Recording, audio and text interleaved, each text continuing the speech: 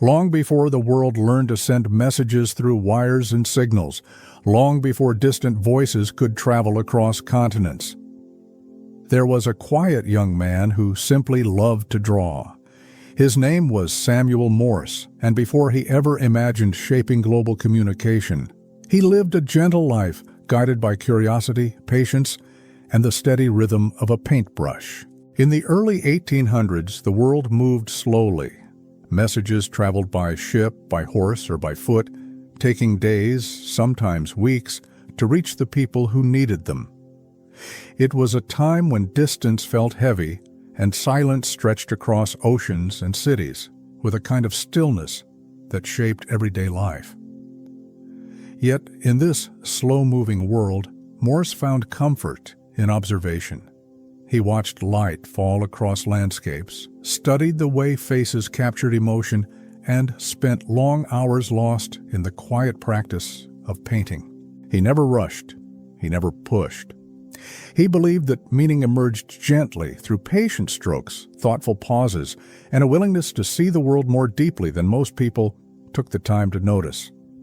But fate often nudges even the calmest souls toward unexpected paths. One quiet evening aboard a ship while returning from Europe, Morse overheard a conversation about electricity, how it could travel instantly through wires, faster than any human messenger. That single idea, drifting softly through the cabin air, settled into his mind with a weight he could not ignore. It sparked a new kind of curiosity, one that blended seamlessly with his quiet temperament and his love for understanding subtle patterns. He wondered, what if messages could move as quickly as electricity? What if distance didn't have to separate people anymore? What if the world could be connected through sound and silence, dots and dashes, light and absence? These questions began as gentle whispers, but slowly they grew into a vision that would change the world. And so Samuel Morse, an artist known for patience, detail, and sensitivity, began a calm, steady journey into invention. He sketched early devices with the same methodical care he used in painting. He studied electricity the way he once studied light. He worked late into quiet nights, letting the soft rhythm of experimentation guide him toward something new, something meaningful, something deeply human. By the time his work was complete, Morse had done far more than create a machine. He had created a language, a rhythm, a way for people to reach across distance and say, "I am here. You are not alone." This is the quiet, atmospheric story of Samuel Morse, the painter who connected the world, the gentle mind behind the telegraph, and the creator of a language that still echoes softly through the history of communication.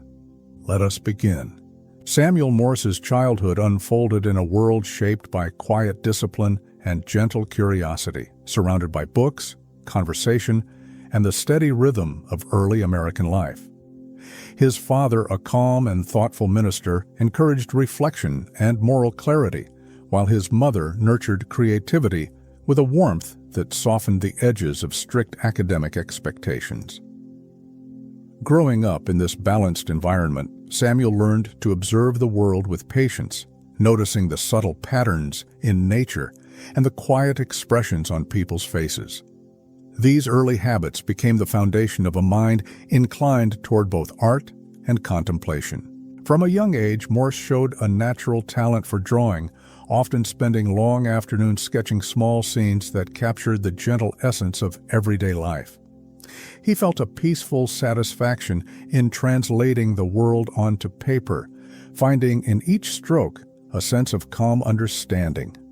While other children played with noise and excitement, he preferred moments of solitude where light, shape, and texture spoke to him in whispers. This sensitivity shaped his personality, giving him a quiet depth that set him apart even in childhood. Morse's parents recognized his gift, though they initially believed his future lay in more traditional scholarly pursuits. They encouraged him to balance his love of art with studies in mathematics, philosophy, and the emerging ideas that shaped early American thought.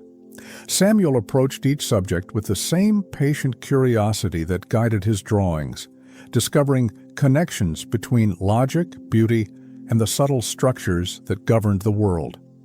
This blend of disciplines would later become a gentle undercurrent in his inventive work. As he grew older, Morse began exploring portraiture, fascinated by the challenge of capturing a person's character through light and shadow. He spent hours studying faces, observing the quiet emotions that live behind the eyes, and translating them with care onto canvas. These early attempts revealed his deep desire to understand people, not just reproduce their appearance. The calm concentration he brought to painting reflected his inner temperament, steady, thoughtful, and driven by a sincere wish to reveal truth through subtle detail. Morse's days often unfolded at a gentle pace, shaped by the rhythms of a household that valued both learning and quiet reflection. Evenings found him reading beside his family, absorbing stories of distant lands and ideas that broadened his imagination. These quiet routines nurtured a sense of wonder that guided him through adolescence, allowing his thoughts to wander freely between art, philosophy, and the emerging technologies of the time. The calm environment prepared him for a future defined by both creativity and disciplined inquiry. As Morse entered his late teens, he developed a growing awareness of the world beyond his quiet community. Stories of scientific advancement and technological progress began reaching him, stirring a new curiosity about the relationship between art and invention. He did not yet know how these realms might intersect, but he felt that both carried the same essence, a search for understanding expressed through careful attention and steady work. This realization planted the earliest seeds of a future he could not yet imagine. Encouraged by teachers who recognized his talent, Morse sought opportunities to deepen his artistic training. He worked diligently on every sketch and painting, refining his technique with calm persistence.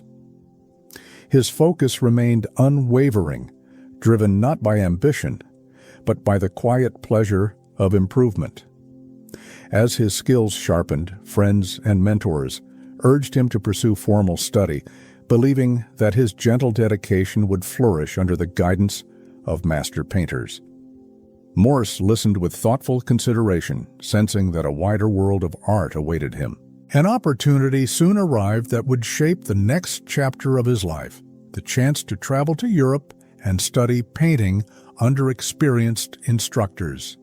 Though the idea of leaving home filled him with a mix of excitement and uncertainty, Morse understood that growth often required stepping beyond familiar surroundings.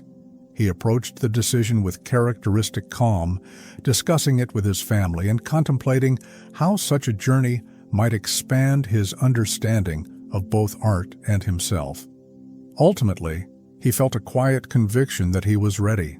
In preparation for his departure, Morse spent time reflecting on the experiences that had led him to this point: childhood sketches, patient lessons, quiet evenings lost in observation. He felt grateful for the gentle path that had shaped him, recognizing how each moment of stillness had contributed to his growing understanding of the world. As he packed his materials, he carried with him not only brushes and pencils, but the calm mindset that had always guided his work. He sensed that these qualities would remain his companions wherever he traveled. When the day of departure arrived, Morse stepped into the world beyond his home with a measured sense of purpose, leaving behind the familiar comfort of his family. The journey ahead held uncertainty, yet he faced it with steady composure, trusting the quiet strength he had cultivated throughout his youth.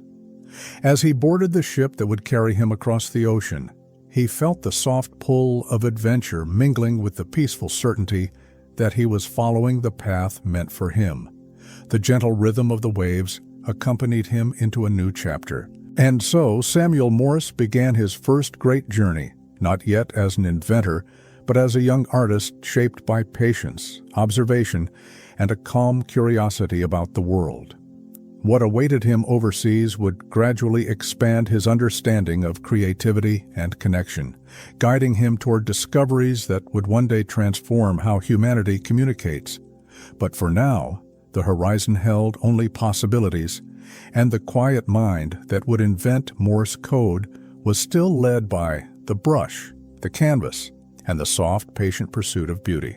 Morse's arrival in England brought a quiet mixture of wonder and humility, as he found himself surrounded by landscapes and architecture, far older than anything he had known in America. The narrow streets, ancient stone buildings, and gentle fog drifting over the River Thames gave him a sense of stepping into a world rich with history and artistic tradition. He moved through the city with soft curiosity, studying every detail as though it were a living museum. This new environment stirred his imagination, encouraging him to approach his work with deepened sensitivity. Soon after settling in, Morse enrolled in art classes where he could immerse himself in disciplined study under established European painters. The studios were quiet but charged with concentration, filled with the subtle sounds of brushes gliding across canvas and pencils tracing delicate contours. Morse found comfort in this environment, recognizing within it the same harmony between patience and precision that had shaped his earliest artistic experiences. Each lesson refined his technique, strengthening both his confidence and his sense of creative purpose. His instructors quickly noticed his natural ability to capture emotion through subtle expressions and thoughtful composition. They encouraged him to push beyond technical skill and explore the deeper stories hidden within the faces he painted. Morse responded with calm dedication, spending long hours in observation before placing even a single line on his canvas. He understood that true artistry required more than accuracy. It demanded empathy, stillness, and an openness to the quiet truths that lived within every subject. These principles began to define his developing style. Outside the studio, Morse explored the galleries and exhibitions that displayed masterpieces by European artists who had shaped centuries of visual culture. He studied each painting with silent reverence, tracing the flow of color, the balance of light, and the subtle decisions that guided composition. These moments filled him with a mixture of awe and determination, reminding him of how much there was to learn and how deeply he wished to honor the craft. The experience expanded his understanding of art as both expression and discipline. During his time in Europe, Morse formed friendships with fellow artists who shared his gentle temperament and passion for learning.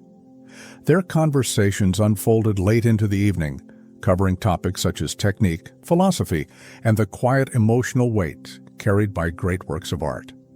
These exchanges strengthened his confidence, helping him see himself as part of a larger community of thinkers and creators. Morse valued these relationships, believing that creativity thrived in the company of those who understood its quiet demands. Despite the excitement of studying abroad, Morse often found moments of solitude where he reflected on home, family, and the path that lay before him. He felt a tender gratitude for the opportunities he had been given, aware that each experience contributed to the steady growth of his artistic identity. These reflections deepened his resolve to learn as much as possible during his time overseas. He approached each day with calm purpose, trusting that the skills he developed would guide him toward meaningful work in the future.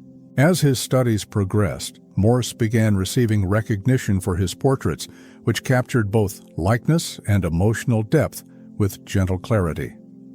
Patrons admired the sincerity in his work, noting how his paintings seemed to reveal quiet truths rather than dramatic impressions. This early praise encouraged him, offering reassurance that his patient approach held value in the competitive world of European art. He continued to refine his technique with measured determination, seeking not fame but understanding. Yet even as his reputation grew, Morse remained humble, aware that mastery required lifelong dedication. He dedicated himself to learning new methods of composition, studying anatomy with calm precision and experimenting with subtle variations in light and shadow. These efforts expanded his range, allowing him to portray both ordinary people and distinguished subjects with equal attentiveness. Morse felt grateful that art offered endless opportunities for growth, inviting him to explore its depths without rush or pressure. One quiet evening, as he sat sketching in his rented room, Morse reflected on how profoundly art had shaped his character. He realized that painting had taught him patience, focus, and the ability to see beauty in even the smallest details. These qualities had become part of the way he understood the world, influencing his relationships, his studies, and the quiet confidence he carried within himself. Morse sensed that these same qualities would guide him through challenges he had not yet encountered. As his European education neared its end, Morse felt a calm readiness to return home and share the skills he had cultivated. He packed his sketchbooks and canvases carefully, aware that each piece represented a step in his growth. Though he had arrived as a young artist eager to learn, he now felt grounded in a deeper understanding of his craft and his identity. The journey had transformed him, strengthening his sense of purpose and preparing him for a future he could not yet foresee. With gentle anticipation, Morse boarded the ship that would carry him back across the Atlantic. He looked out across the quiet sea, feeling a blend of gratitude for the time he had spent abroad and curiosity about what awaited him at home. The world of art had shaped him in ways he could only begin to understand, setting the foundation for the path ahead. And though he did not yet know it, the same calm patience that guided his brush would soon lead him toward a discovery that would change global communication forever. When Samuel Morse returned to America, he stepped onto familiar soil with a renewed sense of purpose, carrying the quiet confidence gained from years of study abroad. The landscapes of his homeland felt both unchanged and subtly transformed, as though his expanded perspective allowed him to notice details he had never seen before. He observed the soft contours of the countryside, the steady rhythm of village life, and the calm familiarity of the places he had known since childhood. These sights grounded him, reminding him that growth often begins with returning to where one started. Morse soon reconnected with friends, mentors, and family members who had followed his progress from afar.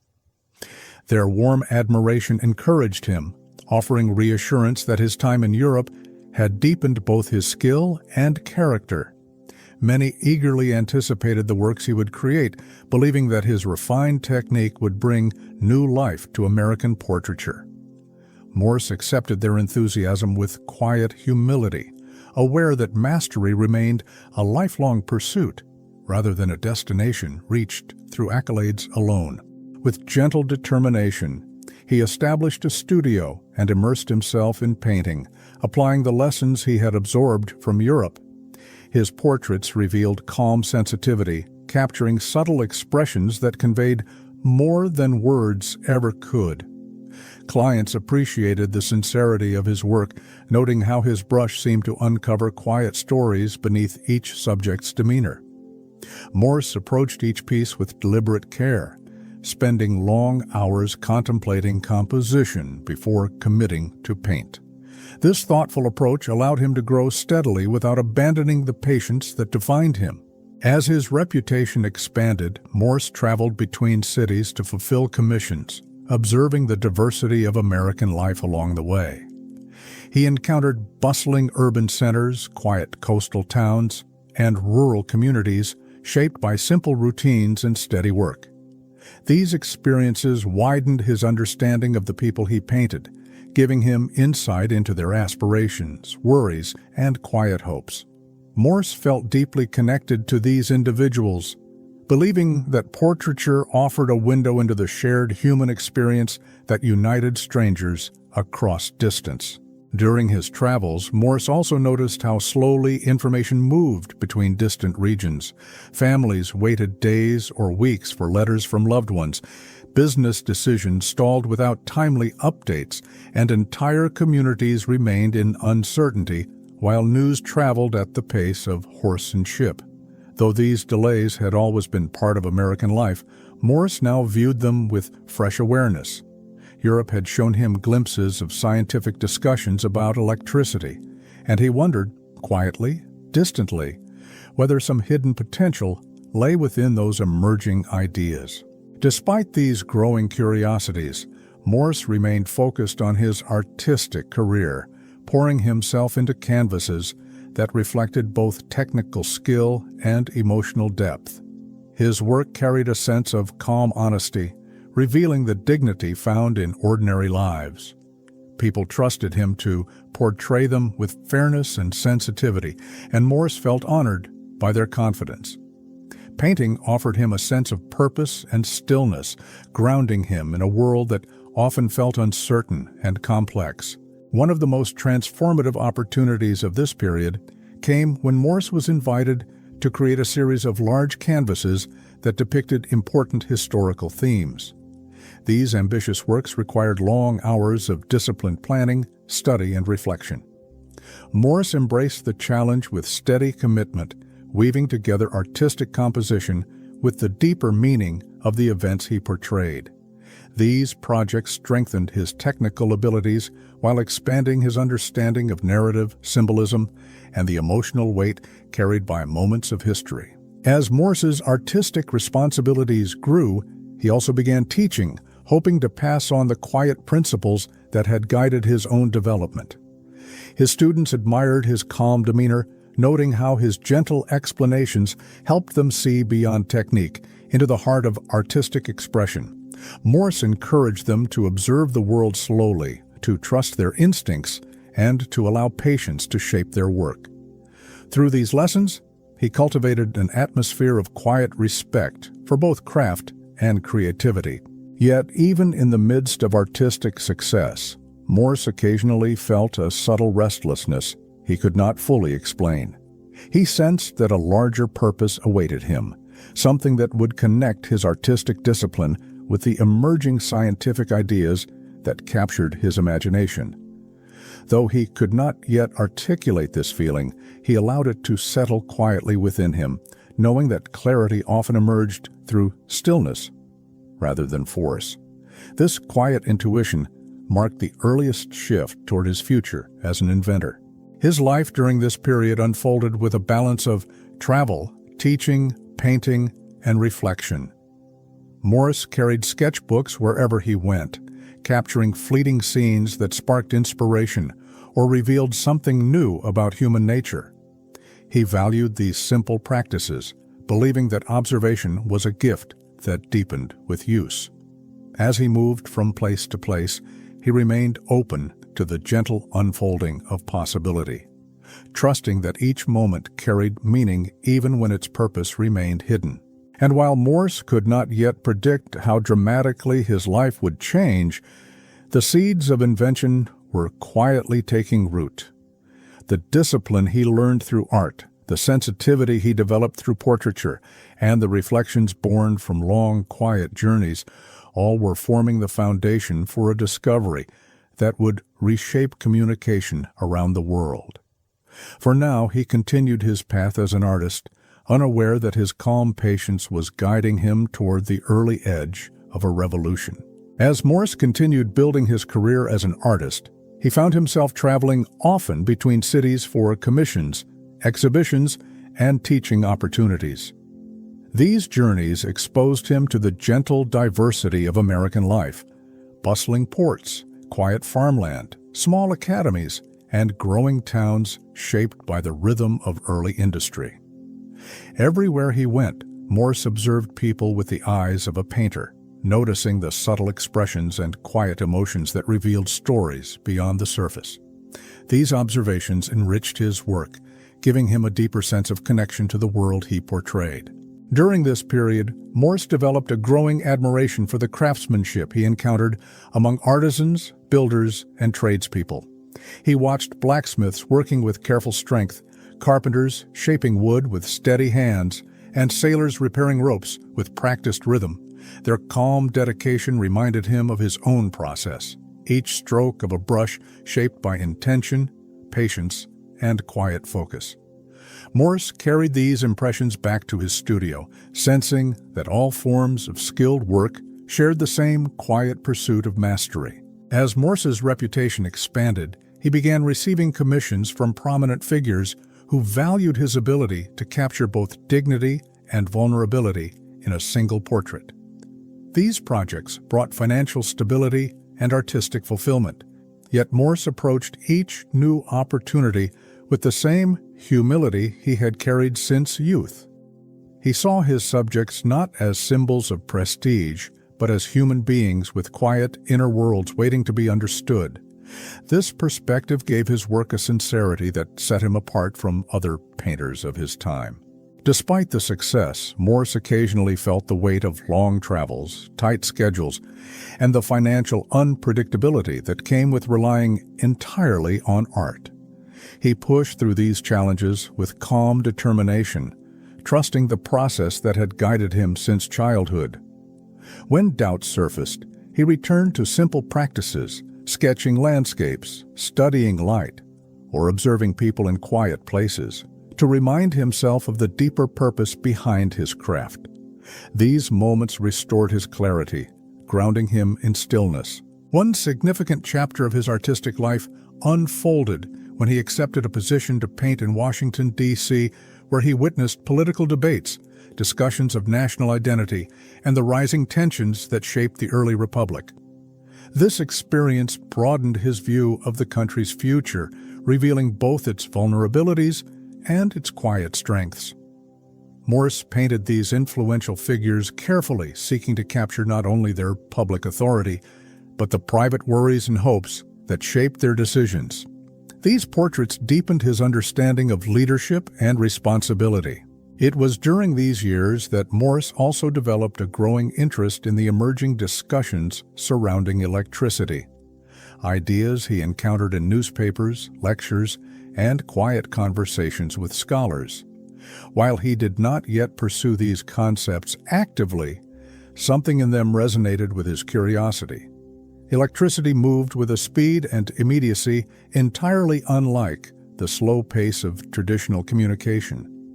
Morse wondered, in quiet moments, whether such speed could one day serve a purpose beyond scientific experiment. The thought lingered gently at the edges of his mind. As Morse continued refining his artistic abilities, he also deepened his appreciation for the stillness required to observe people accurately. He spent long hours studying tiny shifts in expression, the weight of posture, and the soft movements of hands. This attention to detail trained his mind to notice patterns and meanings that others overlooked. He did not realize it yet, but this habit of delicate perception would later become essential to the invention of a communication system grounded in subtle signals and precise timing. At the height of his artistic momentum, Morse began a large historical canvas, one that demanded complex composition, careful research, and months of steady work. He poured himself into the project with calm intensity, layering colors, adjusting figures, and revising details with meticulous care. Yet, despite his dedication, the painting did not receive the recognition he hoped for, leaving him discouraged and uncertain about the future of his career. This disappointment weighed heavily on him, prompting quiet reflection on the fragility of artistic ambition. Seeking clarity, Morse turned inward, examining the path he had followed from childhood sketches to professional portraiture. He realized that, although art had shaped him profoundly, the world around him was changing in ways that demanded new forms of expression and innovation. The disappointment did not diminish his love for painting, but it opened space within him for curiosity about other possibilities. He began to sense that his journey might be shifting toward something unforeseen, though he could not yet articulate what that change might bring. Even as these internal questions emerged, Morse continued his work with the same calm discipline that had always guided him. He accepted new commissions, taught hopeful students, and traveled to share his craft with communities that valued his gentle approach. Each day carried its own quiet rhythm, moments of reflection, concentration, and steady progress. Morse did not rush toward answers. Instead, he allowed the uncertainty to settle softly, trusting that clarity would come in time. By the late 1820s, Morse's life had reached a point of delicate balance. He had gained respect as an artist, formed meaningful relationships, and built a career grounded in patience and sincerity. Yet beneath the surface, he felt the faint stirring of a new curiosity, something waiting to emerge through quiet contemplation and the unexpected events ahead. This subtle shift marked the beginning of a transformation that would lead him away from canvas and toward a discovery that would echo across continents. And though he did not yet understand its shape or purpose, the first glimmers of the telegraph's future rested silently within him. His mind, trained by art to observe the smallest details, was slowly preparing for the moment when inspiration would strike with the speed of electricity. For now, Samuel Morse walked calmly through the world, unaware that the next chapter would change not only his own destiny, but the way humanity shared its thoughts across distance. As Morse continued building his career as an artist, he found himself traveling often between cities for commissions, exhibitions, and teaching opportunities.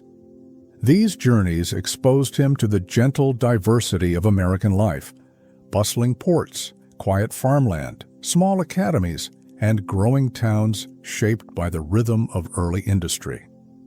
Everywhere he went, Morse observed people with the eyes of a painter, noticing the subtle expressions and quiet emotions that revealed stories beyond the surface. These observations enriched his work, giving him a deeper sense of connection to the world he portrayed.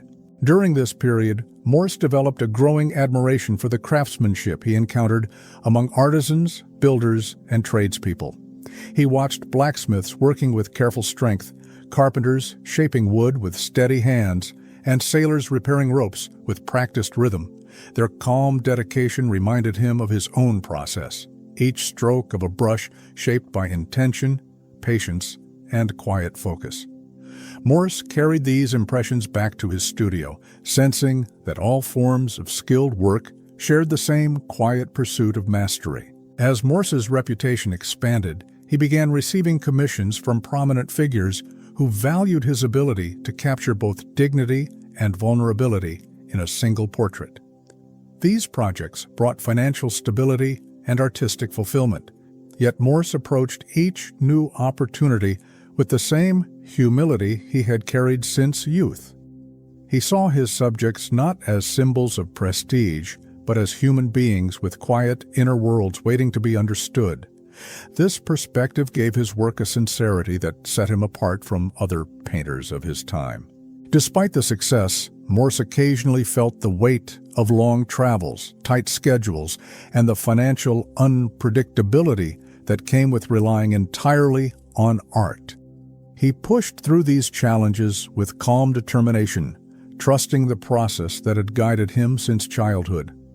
When doubts surfaced, he returned to simple practices, sketching landscapes, studying light, or observing people in quiet places to remind himself of the deeper purpose behind his craft. These moments restored his clarity, grounding him in stillness. One significant chapter of his artistic life unfolded when he accepted a position to paint in Washington, D.C., where he witnessed political debates, discussions of national identity, and the rising tensions that shaped the early republic. This experience broadened his view of the country's future, revealing both its vulnerabilities and its quiet strengths. Morse painted these influential figures carefully, seeking to capture not only their public authority, but the private worries and hopes that shaped their decisions. These portraits deepened his understanding of leadership and responsibility. It was during these years that Morse also developed a growing interest in the emerging discussions surrounding electricity. Ideas he encountered in newspapers, lectures, and quiet conversations with scholars. While he did not yet pursue these concepts actively, something in them resonated with his curiosity. Electricity moved with a speed and immediacy entirely unlike the slow pace of traditional communication. Morse wondered, in quiet moments, whether such speed could one day serve a purpose beyond scientific experiment. The thought lingered gently at the edges of his mind. As Morse continued refining his artistic abilities, he also deepened his appreciation for the stillness required to observe people accurately. He spent long hours studying tiny shifts in expression, the weight of posture, and the soft movements of hands. This attention to detail trained his mind to notice patterns and meanings that others overlooked. He did not realize it yet, but this habit of delicate perception would later become essential to the invention of a communication system grounded in subtle signals and precise timing. At the height of his artistic momentum, Morse began a large historical canvas, one that demanded complex composition, careful research, and months of steady work. He poured himself into the project with calm intensity, layering colors, adjusting figures, and revising details with meticulous care. Yet, despite his dedication, the painting did not receive the recognition he hoped for, leaving him discouraged and uncertain about the future of his career. This disappointment weighed heavily on him, prompting quiet reflection on the fragility of artistic ambition. Seeking clarity, Morse turned inward, examining the path he had followed from childhood sketches to professional portraiture. He realized that, although art had shaped him profoundly, the world around him was changing in ways that demanded new forms of expression and innovation. The disappointment did not diminish his love for painting, but it opened space within him for curiosity about other possibilities. He began to sense that his journey might be shifting towards something unforeseen, though he could not yet articulate what that change might bring. Even as these internal questions emerged, Morse continued his work with the same calm discipline that had always guided him.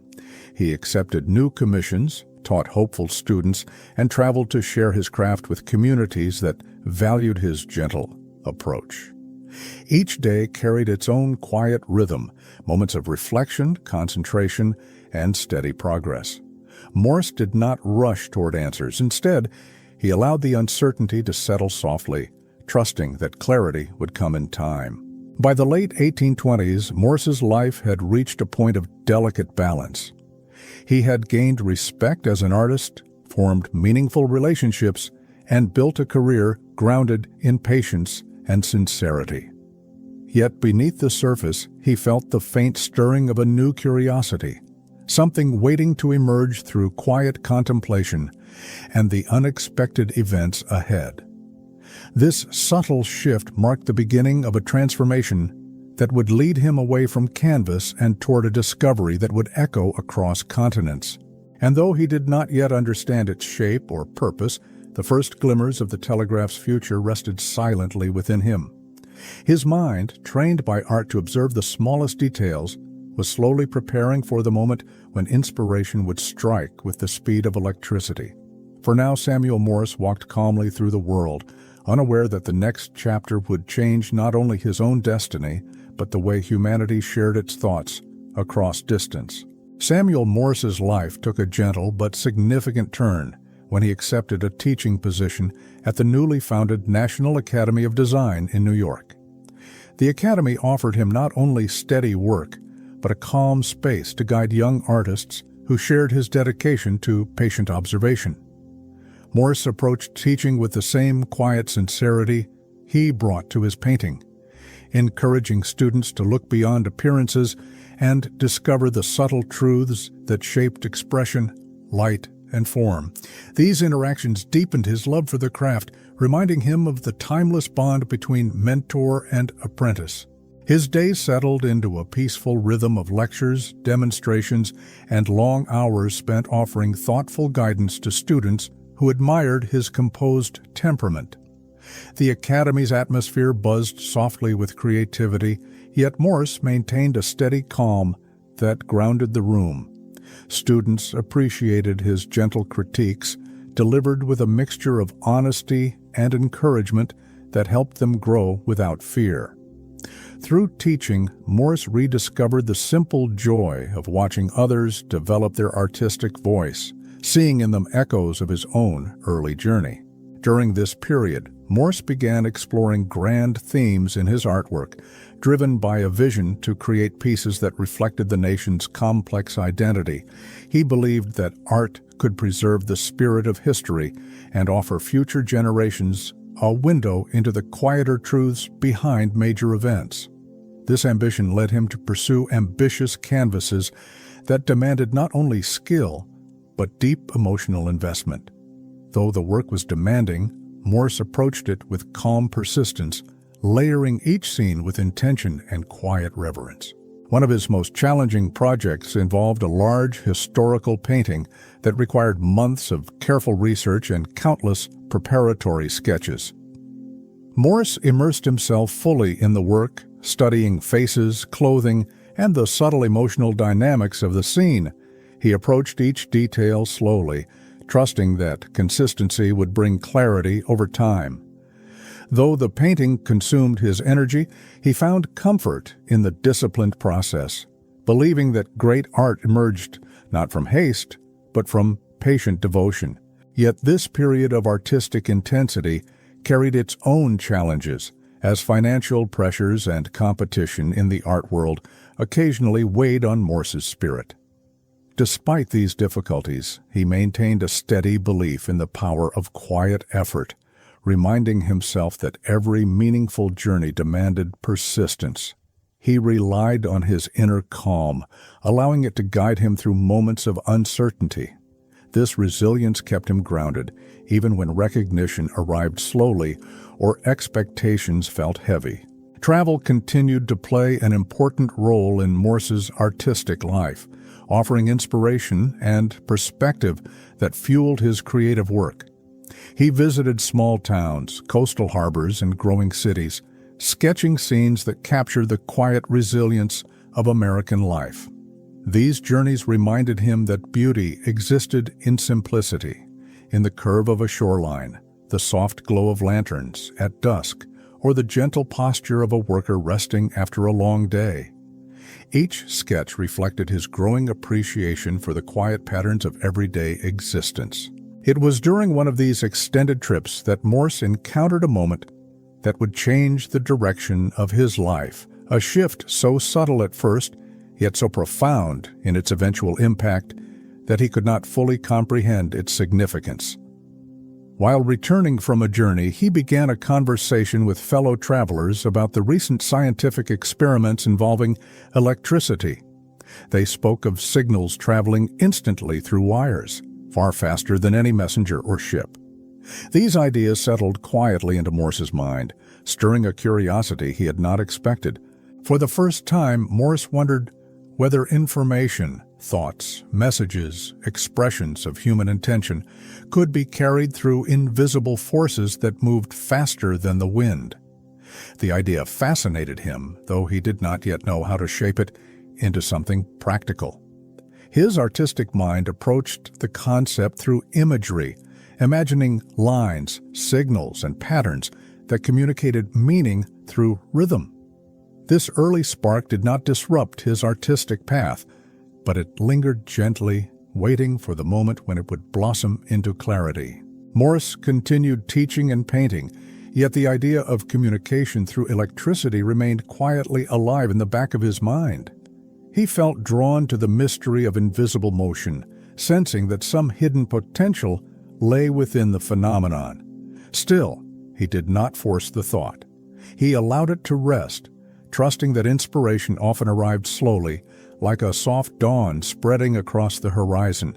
His patience, shaped by years of artistic discipline, would become one of his greatest strengths in the pursuit ahead.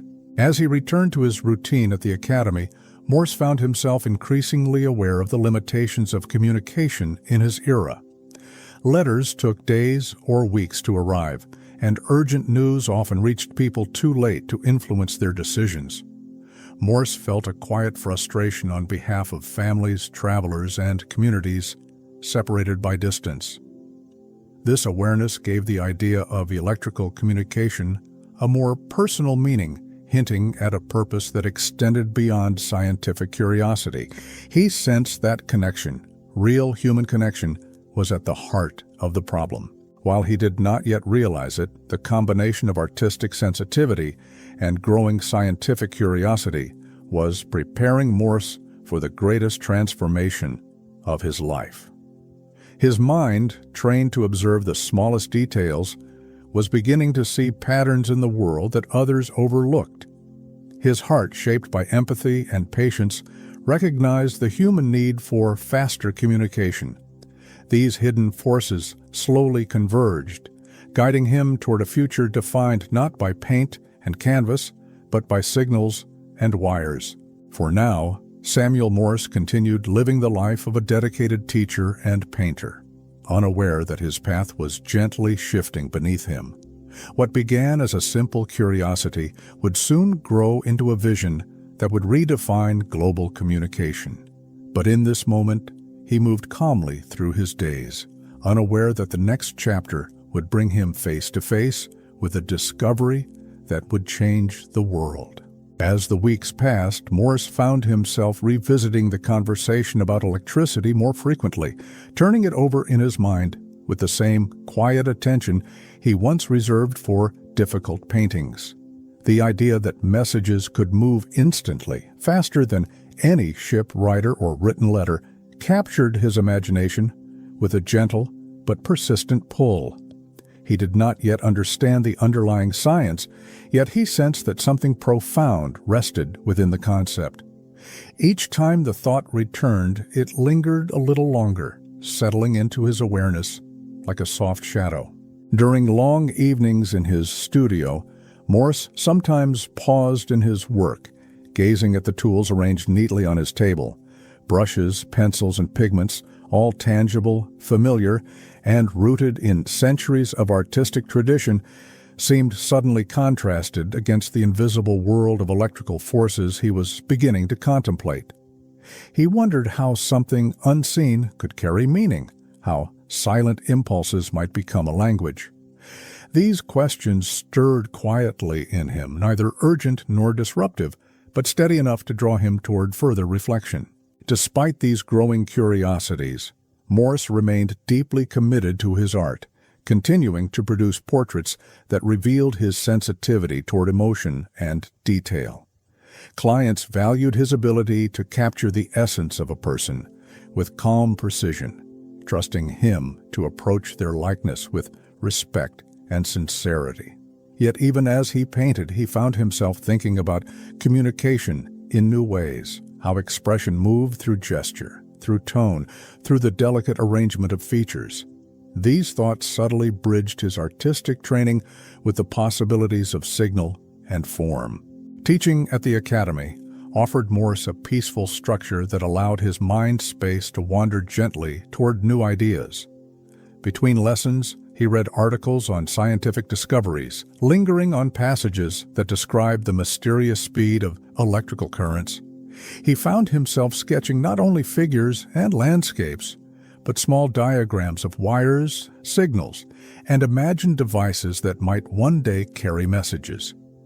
These drawings were tentative, more curiosity than intention, yet they marked the quiet beginning of a shift from artist to inventor. Morse's fascination deepened after attending public lectures on the nature of electricity, where he listened attentively as scholars described the invisible forces that moved through metal and air. He felt the spark of recognition, the same feeling he experienced when discovering a perfect balance in a painting or sensing a story beneath a subject's expression. Something about electricity held a rhythm, a pattern, a potential for communication that resonated with the way his artistic mind organized the world. Though he remained an outsider to the science, he sensed its quiet promise. One evening, as Morse walked home under the soft glow of gas lamps, he reflected on the countless people separated by distance, families awaiting news, travelers hoping for updates, merchants relying on slow-moving letters to make decisions. He realized that communication was not merely convenience. it shaped the rhythm of life itself. This awareness gave the idea of instantaneous messaging a deep emotional weight, transforming it from curiosity to calling. Morse began to see that faster communication could ease sorrow, resolve uncertainty, and strengthen bonds between distant hearts. Despite this growing sense of purpose, he did not abandon painting. Instead, he found that art and science blended within him in a way that felt natural and calm. Painting taught him to observe carefully, to simplify complexity, and to express meaning with minimal strokes, skills that would prove essential as he explored the possibility of a coded language. He continued to teach these principles to his students, unaware that he was cultivating the same skills he would soon apply to the invention that would define his legacy. Over time, Morse's sketches of electrical ideas grew more frequent and more detailed, revealing a mind slowly shifting direction even without conscious intention. He imagined signals represented by dots, lines, or simple marks, thinking about how meaning could be distilled into small, efficient forms. These early musings did not yet resemble the telegraph he would later develop, but they revealed the quiet transformation taking place within him. The path ahead was still hidden, yet the first steps had already been taken. As Morse continued exploring these ideas, he remained grounded in the gentle routines of teaching, painting, and traveling. These familiar rhythms gave him the stability to think freely, allowing his mind to wander without pressure or expectation.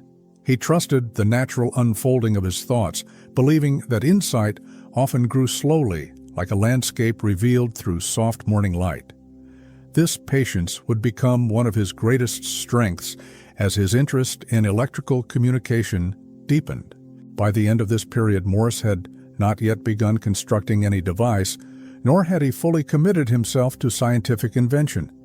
But the foundation had been laid through curiosity, quiet reflection, and the subtle merging of his artistic intuition with emerging ideas about electricity. The stage was set for a moment of clarity, one that would strike unexpectedly during a journey that lay just ahead. For now, Samuel Morse lived peacefully between two worlds, unaware that the next chapter would ignite a transformation that would change communication across the globe. As Samuel Morse prepared for another journey across the Atlantic, he felt a familiar mixture of anticipation and quiet reflection. Travel had always offered him space to think, freeing his mind from daily obligations and opening room for new ideas to settle gently into place. Though his purpose for returning to Europe was rooted in art and professional opportunity, he sensed that the trip might also offer clarity on the questions that had lingered softly in his thoughts. With steady composure, he boarded the ship, unaware that this voyage would alter the course of his life. Life aboard the vessel moved at a slow, rhythmic pace shaped by the rolling waves, the creak of wooden beams, and the quiet routines of passengers traveling long distances. Morse spent his days sketching, reading, and walking the narrow decks, allowing his mind to wander freely. He found comfort in the ocean's gentle motion, which offered a kind of meditative stillness, unlike anything found on land. These calm hours nurtured contemplation, giving form to ideas that had remained indistinct before the journey began. During one of these peaceful afternoons, Morse joined fellow passengers for a casual conversation that drifted unexpectedly toward scientific discoveries. A traveler mentioned recent experiments demonstrating that electricity could travel instantly through long stretches of wire, faster than any messenger or physical signal. The remark was spoken lightly as part of a broader discussion about the rapid progress of modern science. Yet for Morse, the idea resonated with unusual force, settling into his mind like a quiet revelation. He felt something shift, subtle but unmistakable. Morse listened carefully, asking gentle questions as the conversation continued. The passengers spoke of electrical currents, of signals detected across great distances, of scientists exploring ways to harness invisible forces that moved faster than thought itself. Each detail deepened his fascination, aligning perfectly with the curiosity that had been growing within him for months. He felt a soft spark of recognition, as though his mind had been waiting for this moment to connect scattered ideas into a single, coherent possibility. After the conversation ended, Morse returned to the deck and gazed across the calm water, his thoughts moving with unusual clarity. He imagined messages traveling not by ship or rider, but through wires, carried instantly by electrical impulses. The vision unfolded naturally, guided by the same artistic intuition that helped him compose a painting. He saw patterns, rhythms, and simple forms that could represent meaning with elegance and efficiency. In that quiet moment, the first true shape of the telegraph emerged gently within his imagination. Over the following days, Morse filled his sketchbooks with early diagrams and notes, small tentative marks that hinted at the system he would later refine. He drew wires stretching across landscapes, imagined devices that recorded impulses, and experimented with possible symbols that could stand for letters or phrases. These sketches were raw and exploratory, yet they reflected a mind shifting decisively toward invention. Morse felt a calm excitement knowing that he had stumbled upon an idea worth pursuing with quiet dedication. Despite his growing enthusiasm, Morse approached his early concepts with patience, recognizing that true understanding required time. He returned to his sketches repeatedly, evaluating each possibility with the same careful eye he used in painting. Some ideas revealed promise, while others faded quickly, but Morse welcomed all of them as steps toward clarity. He trusted the process, believing that inspiration thrived when nurtured gently rather than forced into immediate completion. This calm, persistent approach would soon become the foundation of his inventive work. The more Morse contemplated the idea of electrical communication, the more deeply he felt its potential significance. He imagined families receiving urgent news in moments rather than days, merchants making decisions with up-to-date information, and entire communities remaining connected despite distance. These possibilities stirred something within him, an emotional awareness of how profoundly faster communication could ease human worry and strengthen relationships. Morse sensed that the invention he envisioned was not merely mechanical, but deeply human in purpose. As the voyage continued, Morse devoted increasing attention to refining his concept, sometimes working late into the night as the ship rocked gently beneath him. He considered how electrical impulses might be controlled, how signals could be distinguished from one another, and how meaning might be conveyed through a simple, efficient system. Though he lacked formal scientific training, he relied on the same qualities that had shaped his art: observation, clarity, and quiet persistence. These strengths guided his early progress more reliably than theory alone. Toward the end of the journey, Morse felt a growing conviction that he had discovered the work meant to shape the next chapter of his life. The idea of the telegraph had taken root with remarkable stability, surviving first excitement and settling into thoughtful purpose. He did not yet know how to bring it fully into the world, but he sensed that he possessed the patience, discipline, and imagination needed to pursue it. The calm certainty of this realization filled him with a quiet resolve he had never felt before. By the time the ship reached its destination, Morse had become a different man from the one who boarded it weeks earlier. He arrived not only as an artist, but as a newly awakened inventor, carrying within him a vision that would soon reshape global communication. Yet, on the surface, nothing appeared changed.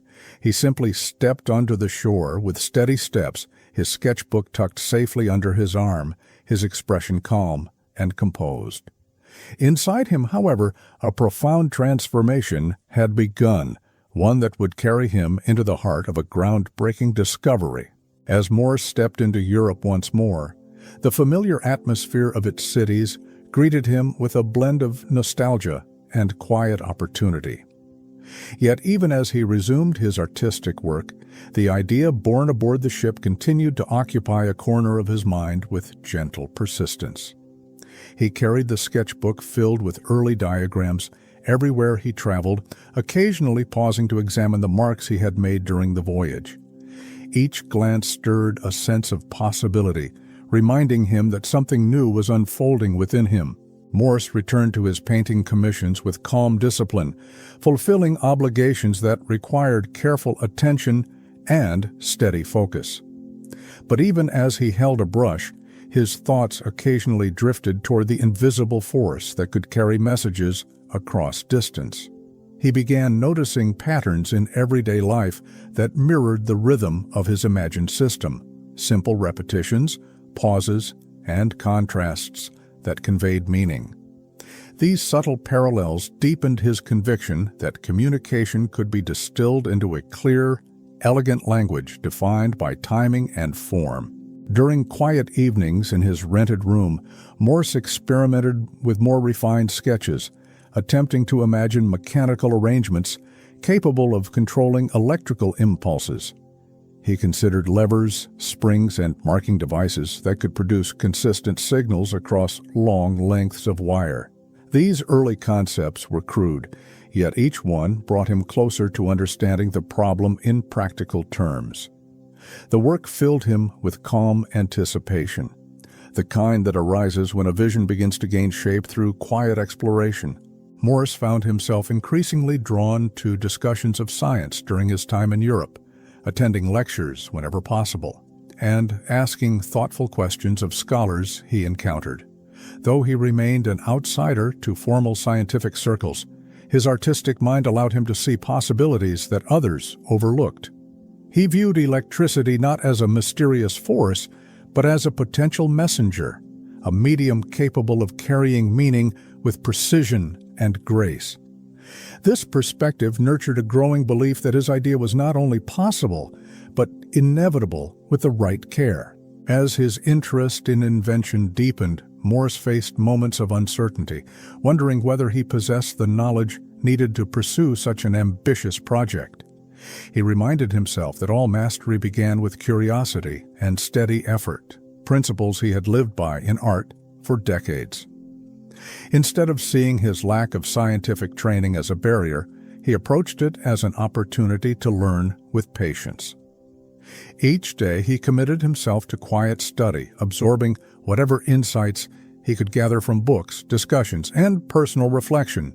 In the midst of these explorations, Morse continued meeting artists and intellectuals who shared their own ideas about the rapid changes shaping the modern world. Many spoke of steam power industry and the expansion of international trade, developments that depended increasingly on timely communication. Their observations strengthened Morse's belief that the world was ready for a faster system of sending information. He sensed that his idea aligned naturally with the needs of the age, even if he did not yet understand exactly how to build it. During a long walk through a European city one afternoon, Morse paused beside a telegraph-like signal tower, a mechanical semaphore used for visual communication across distances. Watching the arms shift slowly into new positions, he felt both admiration and frustration. The system was clever, but limited by line of sight, weather, and the speed of human reaction. Morse realized that the electrical communication he envisioned could overcome all these obstacles with quiet ease. This simple observation strengthened his resolve, offering a glimpse of what his invention might one day replace. Despite the growing clarity of his ideas, Morse still felt anchored to his artistic duties, completing portraits and historical works with the same care that had shaped his career. He approached each canvas thoughtfully, though occasionally his focus drifted as new inventions formed quietly in the background of his thoughts. He did not resent the dual focus. Instead, he trusted that both paths were part of the same unfolding journey. Art continued to teach him patience, precision, and attention to detail, skills he knew would guide him as an inventor. As winter settled over Europe, Morse spent more time indoors refining the diagrams he had begun during the voyage. He experimented with ways to limit, amplify, and record electrical impulses, sketching mechanisms that could convert invisible signals into physical marks. Though none of these early designs were complete, they revealed a growing coherence in his thinking. Morse felt encouraged by the slow but steady progress, sensing that he was approaching the threshold between imagination and practical invention. By the time the season began to warm, Morse realized that his artistic journey, though deeply meaningful, no longer defined him entirely. A new calling was rising within him, one that combined creativity with scientific curiosity in ways he never could have predicted. He understood that the transition would not be abrupt. Instead, it would unfold gently, guided by the same quiet persistence that had shaped every chapter of his life. The idea of the telegraph had become a companion, growing in clarity with each passing day. As his time in Europe drew to a close, Morse reflected on how profoundly the voyage had changed him.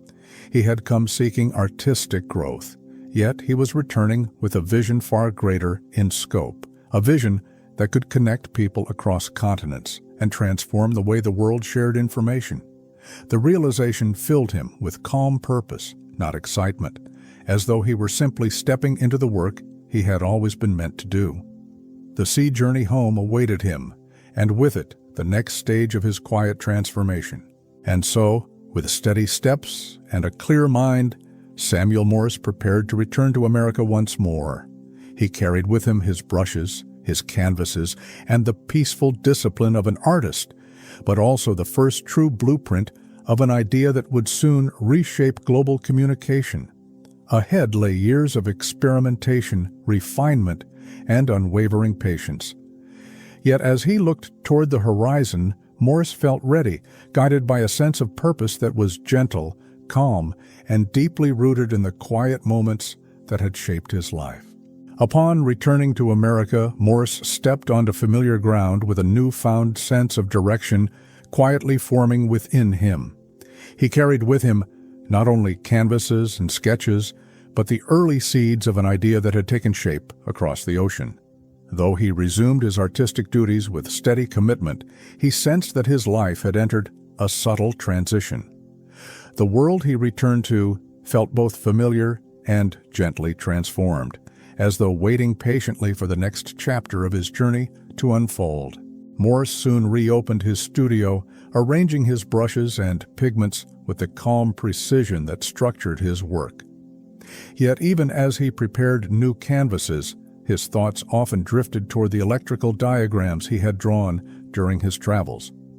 He would pause unexpectedly, considering how a simple impulse might travel across wires and convey information instantly. This dual focus gave his days a quiet complexity, blending the stability of painting with the emerging curiosity of invention. Morse accepted this shift without resistance, trusting the natural rhythm of change. As he resumed teaching at the academy, Morse found himself speaking to his students about clarity, simplicity, and the power of reducing complexity into essential forms. These lessons, though rooted in art, echoed the principles emerging in his thoughts about communication. He encouraged students to observe the world with patience, to remove unnecessary detail, and to trust the expressive strength of small, meaningful gestures. Without realizing it, Morse was articulating the same mindset that would later guide the creation of Morse code. During this time, Morse also reconnected with friends and colleagues who were eager to hear about his European experience. Their conversations touched on art, politics, and the changing pace of the modern world.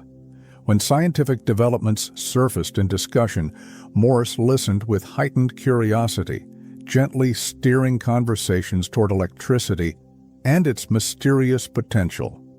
Though he did not yet reveal the depth of his own ideas, he used these dialogues to refine his understanding, gathering insights with the quiet attention of a painter studying light. Despite his growing fascination, Morse's artistic work remained steady and sincere. He accepted commissions that allowed him to support his family and maintain a stable livelihood, approaching each portrait with familiar calm. Yet he noticed that his mind now worked differently, processing both artistic and inventive ideas in parallel. The discipline of painting, its careful sequencing of thought, its attention to detail, helped him approach the unknown territory of invention without overwhelm. Creativity, he realized, was not confined to canvas. One significant moment occurred when Morse received a letter from a friend overseas, delivered weeks after the events it described.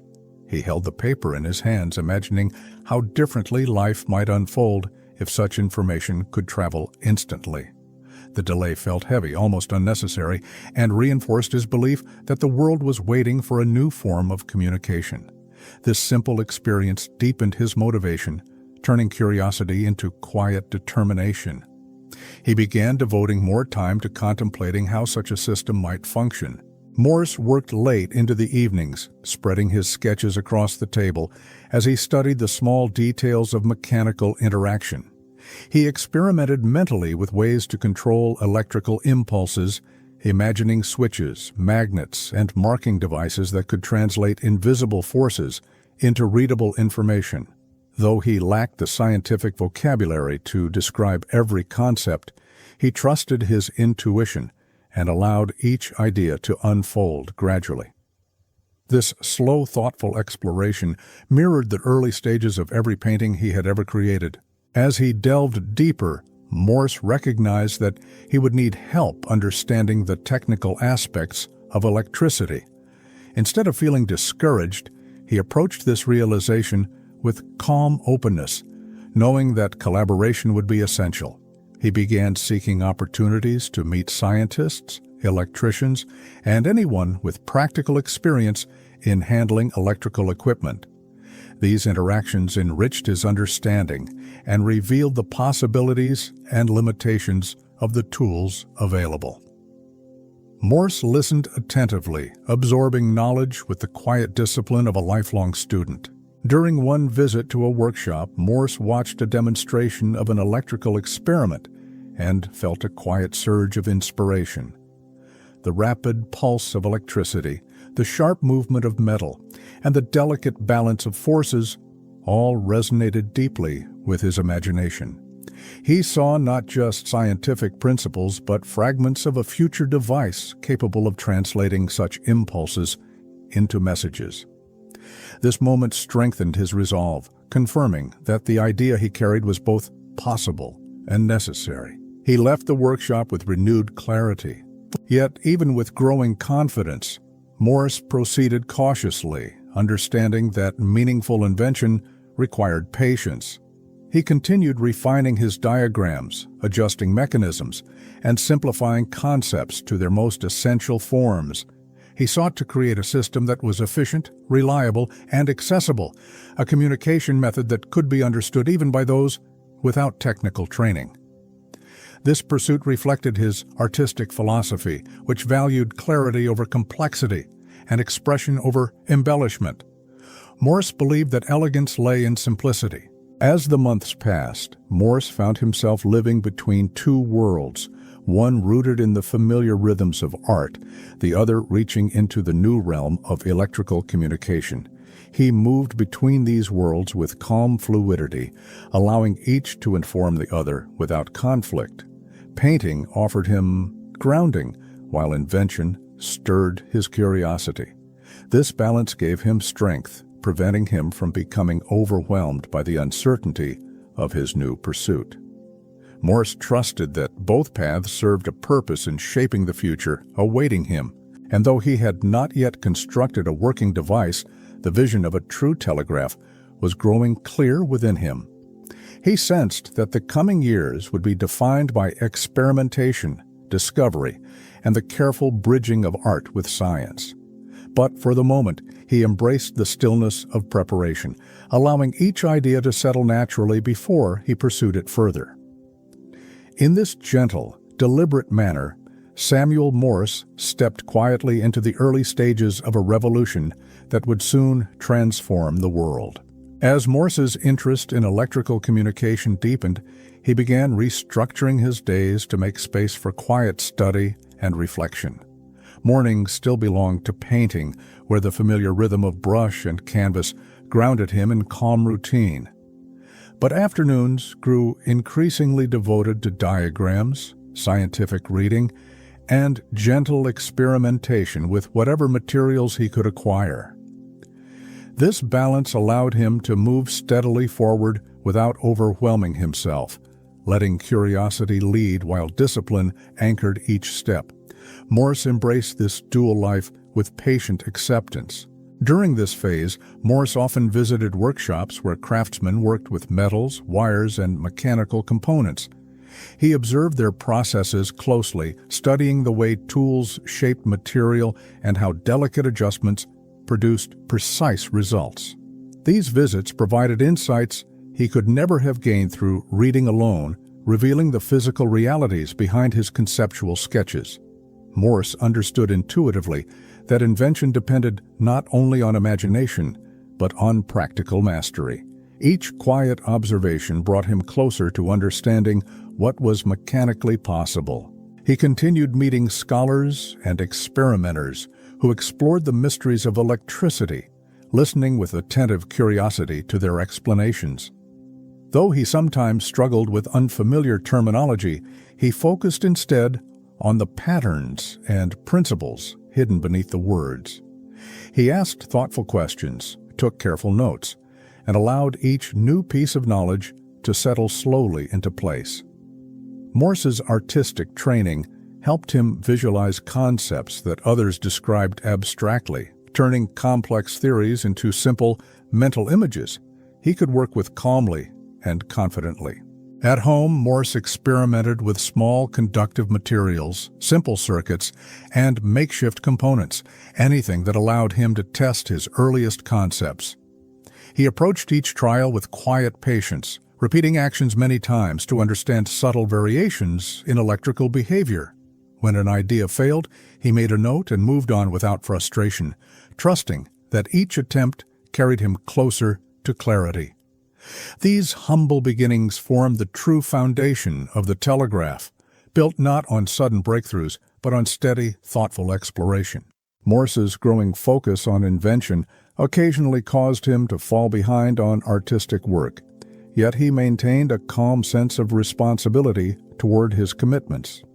He understood that innovation demanded sacrifice, but he refused to allow his curiosity to overshadow the trust others placed in him.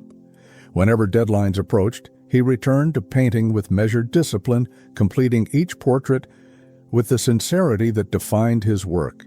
This balance between duty and discovery reflected his quiet integrity, guiding him through uncertain times. One evening, while reviewing his notes, Morse realized that the core challenge was not the electrical current itself, but the method for translating it into readable signals. He needed a system that was simple enough to learn quickly, yet precise enough to carry meaning without confusion. This realization shifted his focus from mechanical design to the development of a symbolic language, an elegant code that distilled communication into its essential form. The idea excited him, resonating perfectly with his artistic belief in clarity through minimal expression. Morse began experimenting with different combinations of marks, pauses, and intervals, sketching variations of what would eventually become Morse code. He studied how quickly a person could interpret sequences, how easily signals could be distinguished, and how symbols might be standardized across long distances. These experiments required no complicated machinery, just patience, intuition, and the ability to recognize patterns. Morse felt a growing sense of purpose as each iteration brought him closer to a coherent system. As his coded language evolved, Morse shared his ideas with a few trusted colleagues, seeking feedback delivered in quiet, thoughtful conversation. Their questions helped him refine his thinking, revealing assumptions he had not considered. Instead of defending his ideas, Morse welcomed suggestions with humility, knowing that collaboration strengthened invention. These exchanges gave him renewed clarity, reminding him that communication, whether through art or electricity, was ultimately about connection between people. Despite his progress, Morse faced moments of doubt, uncertain whether he could bridge the gap between concept and working device. The telegraph system required not only a language, but a reliable mechanism to send and record signals across long wires. At first, the challenge felt immense, yet Morse approached it with the same calm persistence that had shaped his artistic career. He reminded himself that every great work began as a single idea slowly nurtured into form. To gain deeper insight, Morse visited workshops specializing in metalwork, gears, and fine mechanical assemblies. He watched craftsmen shape iron with quiet precision, their steady movements revealing the discipline needed to create reliable machinery. These observations strengthened his belief that the telegraph would require careful craftsmanship, not just theoretical understanding. Morse mentally noted each technique that might one day influence the construction of his own prototype. He felt grateful for the patience of those who allowed him to watch and learn. During these months, Morse's thoughts often drifted to the families, businesses, and communities who would benefit from faster communication. He imagined how urgent news could save lives, how timely updates could prevent hardship, and how distant loved ones could remain connected across great distances. These reflections grounded his work in empathy, transforming invention from technical curiosity into a deeply human mission. Morse understood that true innovation served not merely progress, but compassion. His evenings grew progressively dedicated to refining diagrams, adjusting mechanisms, and studying the limits of electrical behavior. He considered how signals might weaken across distance, how wires might be arranged, and how errors could be minimized. Each challenge required slow, thoughtful analysis rather than quick solutions. Morse appreciated this pace, recognizing that the quiet unfolding of understanding matched his own temperament. The work itself became a meditative practice, guiding him gently toward greater clarity. As he moved further into invention, Morse's home slowly transformed into a space filled with sketches, wires, and experimental tools. Though simple, these materials represented the gradual expansion of a new world within him. Friends who visited his studio noticed the shift, sensing the deep concentration that now occupied much of his time. Morse explained his ideas calmly, without exaggeration, preferring to share only what he understood clearly. He believed that truth grew best when spoken gently and honestly. And as this chapter of his life continued to unfold, Morse stood on the threshold of a profound breakthrough. His ideas were no longer mere sketches. They had become a nearly coherent system waiting for mechanical expression. The next steps would require testing, collaboration, and perseverance. Yet Morse felt ready, guided by the same quiet conviction that had shaped each moment of his artistic and intellectual journey. Ahead lay the first true attempt to build a working telegraph, a device that would soon change the rhythm of the world. As Morse entered the next phase of his life, he felt a quiet urgency rising beneath his calm exterior, urging him to take his ideas from sketches into tangible form. The concept of the telegraph was no longer an abstract possibility. It had become a clear, insistent presence in his thoughts. He recognized that the time for contemplation was giving way to a time for action, and he approached this transition with steady, deliberate intention. The peaceful routines that once shaped his days now expanded to include the early steps of true invention. Morse began seeking out materials he believed could help transform his ideas into a working device, gathering wires, magnets, metal pieces, and simple tools. His workspace grew cluttered with objects that held quiet promise, each one representing a small piece of a larger puzzle. As he experimented, he found himself returning again and again to the fundamental question: how could electrical impulses be controlled in a reliable, readable way? This question guided his every action, anchoring him in clarity even as challenges appeared. He worked patiently, testing small arrangements of wire and metal to understand how electricity behaved under different conditions. Some attempts failed quickly, producing no movement or signal at all.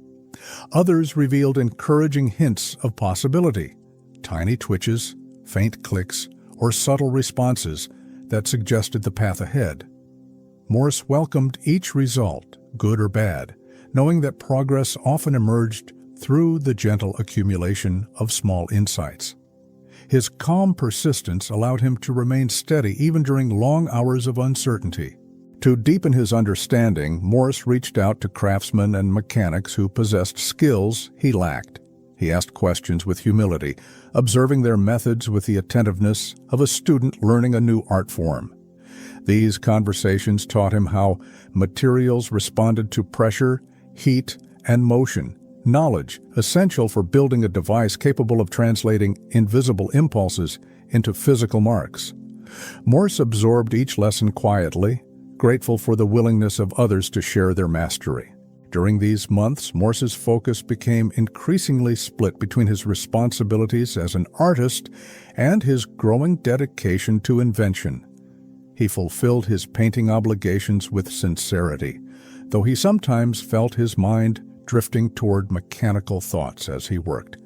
Yet he never neglected his commitments, balancing both roles with a calm steadiness that reflected his disciplined nature. This dual existence created a gentle tension in his life, but he accepted it as part of the unfolding path toward discovery. One significant breakthrough came when Morse realized that the telegraph did not need to mimic spoken language or complex symbols. Instead, it required a simple, efficient code, a universal set of marks that could represent letters through timing and rhythm. This realization aligned perfectly with the minimalist instincts he had developed as an artist, where clarity often emerged through restraint. Morse began crafting sequences of dots and dashes, testing how quickly they could be learned and interpreted. Each combination brought him closer to a language shaped by simplicity. As his coded system began taking form, Morse turned his attention to the mechanical challenge of recording electrical impulses. He envisioned a device that could leave marks on paper, allowing messages to be preserved and read at any time. The idea felt elegant and practical, bridging art and science through the act of inscription. He sketched various designs, a moving strip of paper, a lever connected to an electromagnet, and a marking point that twitched in response to electrical current. These early diagrams revealed the quiet ingenuity that would later define the telegraph. Despite his progress, Morse faced moments of doubt, unsure whether he could unite every component into a coherent system. The complexity of the task sometimes weighed on him, especially when experiments yielded inconsistent results. Yet he returned each day with renewed calm, trusting the slow rhythm of discovery. He understood that breakthroughs rarely arrived suddenly. Instead, they unfolded through persistent exploration, much like the slow emergence of a painting from its earliest strokes. This perspective kept him grounded. Throughout this period, Morse continued observing the challenges of long-distance communication in everyday life. News still arrived late, sometimes with consequences that could have been avoided through faster transmission. Letters were lost at sea or delayed by storms, leaving families in anxious uncertainty. Witnessing these struggles strengthened Morse's belief in the necessity of his work. He realized that invention was not only a personal pursuit, but a contribution to the well-being of others, offering connection in a world shaped by distance. As months passed, Morse's ideas became more refined, and his experiments grew more deliberate. He began constructing larger models, testing wires over greater distances, and adjusting the sensitivity of the mechanisms he created. Each refinement brought the telegraph into clearer focus, transforming it from concept to reality. Morse felt a steady sense of fulfillment as the device took shape, guided by the same quiet confidence that had carried him through his artistic career. And as this stage of his journey unfolded, Morse sensed that he stood on the threshold of a new era. The telegraph was no longer a distant possibility. It was a developing invention, slowly revealing its true form through patient effort. The work ahead would be demanding, but he felt ready, grounded in purpose, and strengthened by the calm persistence that defined his character. Without yet realizing it, Samuel Morse was approaching the moment when his quiet vision would begin its transformation into a defining achievement of the modern world. As Morse continued refining his ideas, he began building increasingly detailed prototypes that allowed him to test the delicate interplay between electricity and mechanical motion. These early devices were simple, small coils, bits of metal, and lengths of wire arranged with quiet intention, but each experiment revealed new insights about the behavior of electrical signals. Morse approached these trials with calm persistence, observing how small adjustments in tension or spacing produced changes in movement. The steady rhythm of experimentation felt familiar, mirroring the patient layers of a painting taking form. Even when setbacks occurred, Morse maintained a steady composure, knowing that each failure carried valuable information. Some prototypes clicked too softly, others produced inconsistent marks, and still others failed to move at all. Yet instead of discouragement, Morse felt a quiet sense of progress, understanding that invention grew through careful correction. He recorded each result meticulously, building a personal map of discovery grounded in experience rather than speculation. This disciplined practice helped him navigate uncertainty with confidence. During this time, Morse also began contemplating how the telegraph could be scaled to cover long distances. He imagined wires stretching across towns, fields, and city streets, connecting communities through invisible pulses of meaning. To test the feasibility of long-distance transmission, he conducted small experiments using extended wires in controlled conditions. These trials revealed new challenges, such as signal loss and electrical resistance. But Morse approached each obstacle with gentle curiosity. He trusted that solutions would emerge with time and patience. Morse's dedication attracted the attention of colleagues and students who sensed that his work extended beyond simple curiosity. Some visited his workshop to observe his experiments, asking questions with cautious excitement. Morse explained his ideas calmly, emphasizing the human need for faster communication and the potential of electrical signals to bridge distant lives. These conversations strengthened his sense of purpose, reminding him that invention was not an isolated pursuit, but a contribution to society's quiet longing for connection. As his understanding deepened, Morse recognized the importance of designing a telegraph system that was reliable even in imperfect conditions. He refined his mechanisms to reduce friction, improve consistency, and ensure that signals remained readable regardless of distance. These refinements required countless hours of testing and adjustment. But Morse welcomed the work, viewing each change as a step toward clarity. His artistic discipline, shaped by years of perfecting subtle details, guided him steadily through the complexities of mechanical design. One evening, after a long day of experiments, Morse observed a delicate twitch in the marker of a prototype device, small but clear enough to record on paper. He watched the faint line appear and felt a calm wave of validation. Though the signal was weak, it confirmed that electricity could be transformed into a physical mark, fulfilling one of the essential steps of his invention. This quiet breakthrough strengthened his resolve, offering gentle assurance that his vision was both possible and within reach. Encouraged, Morse expanded his experiments by testing the recording mechanism under various conditions, adjusting the speed of the paper and the strength of the signal. He learned how varying the intensity of electrical impulses produced different depths of marking, revealing the potential for fine control. These observations helped shape the future of Morse code, which relied on subtle distinctions between short and long signals. Each discovery added another piece to the puzzle, guiding him closer to a fully functional telegraph. Despite his progress, Morse understood that the telegraph required not only a working machine, but a system capable of transmitting messages clearly and efficiently. He refined his code, experimenting with different arrangements of dots and dashes until he found a balanced structure that felt natural. The simplicity of the language gave it power, each letter distilled to its essence, free of unnecessary complexity. This harmony between form and function resonated deeply with Morse, echoing the clarity he sought in both art and invention. During this period, Morse often worked late into the night, surrounded by sketches, tools, and the faint smell of warmed metal. These quiet hours, illuminated by the soft glow of candlelight, offered space for unbroken concentration. He moved gently between tasks, adjusting wires, testing circuits, refining notes, guided by a steady rhythm that mirrored the calm pulse of his inner resolve.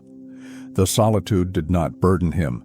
Instead, it brought a sense of peace, allowing ideas to settle naturally into place. As the telegraph system took more definitive shape, Morse realized that collaboration would become increasingly essential. He sought advice from electricians, engineers, and mechanics, each of whom contributed insights that strengthened the viability of the device. Morse valued these partnerships, approaching each exchange with humility and gratitude. He understood that invention was a shared effort, shaped by the quiet generosity of those willing to lend their expertise. These collaborations formed the foundation of the support network he would rely on in years to come. By the time this phase of work reached maturity, Morse had assembled a prototype that brought together all the essential elements of the telegraph: electrical impulses, marking mechanisms, and a simple, efficient code. Though still fragile and imperfect, it represented the culmination of months of steady refinement. Morse looked at the device with a calm sense of accomplishment, recognizing it as the first tangible expression of the idea that had taken root aboard a ship months earlier. He felt ready for the next stage of his journey. And so, as Morse prepared for more rigorous testing, he did so with quiet confidence, grounded in the steady progress he had made. The telegraph was no longer a distant vision. It had become a living experiment shaped by curiosity, patience, and gentle determination. Ahead lay the challenges of demonstration, improvement, and public trust. Yet Morse felt prepared, guided by a deep belief in the value of connection and the quiet conviction that his invention would one day change the world.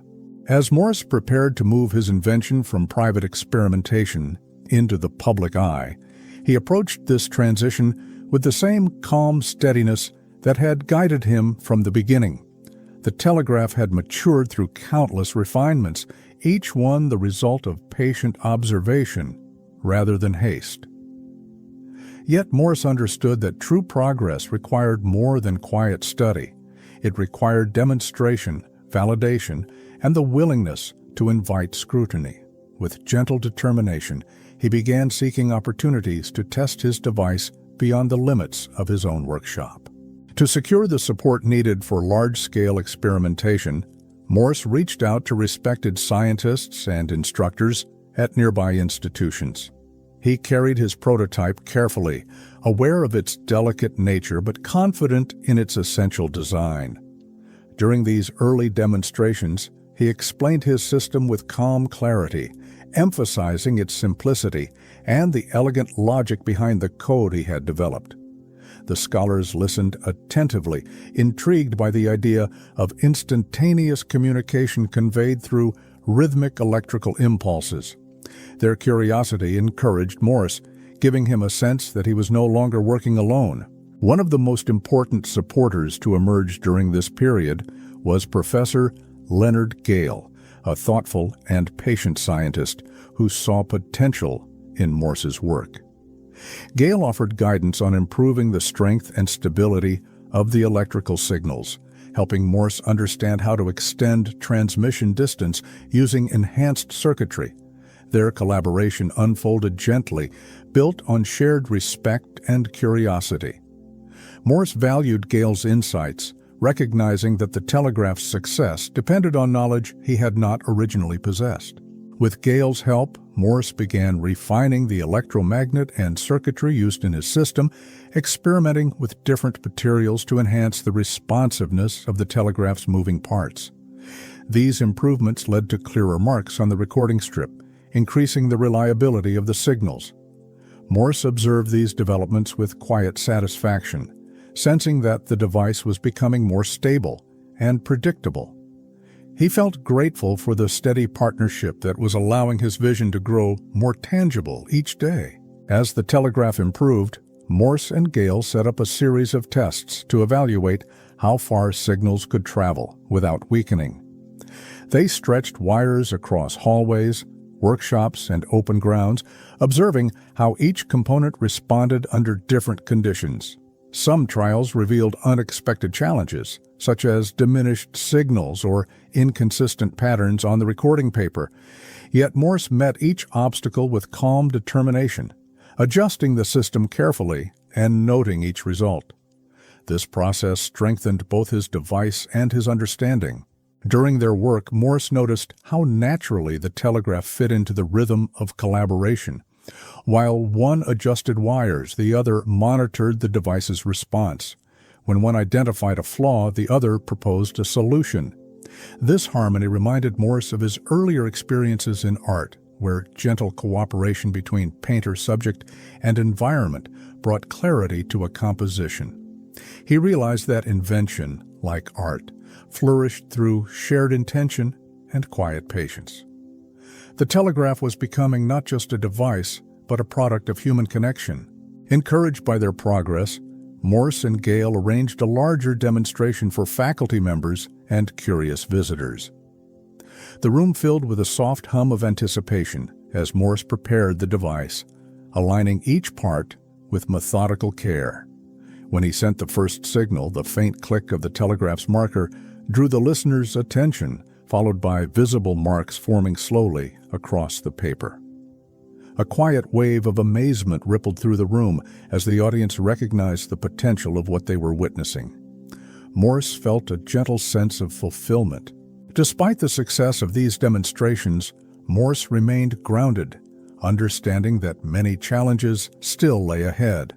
The telegraph would need to work over far greater distances to prove truly useful, and this required enhancements to both the electrical system and the recording mechanism. Rather than rushing, he allowed each improvement to emerge naturally through careful experimentation. Morse trusted that progress would arrive in its own time, guided by the clarity that came from patient observation.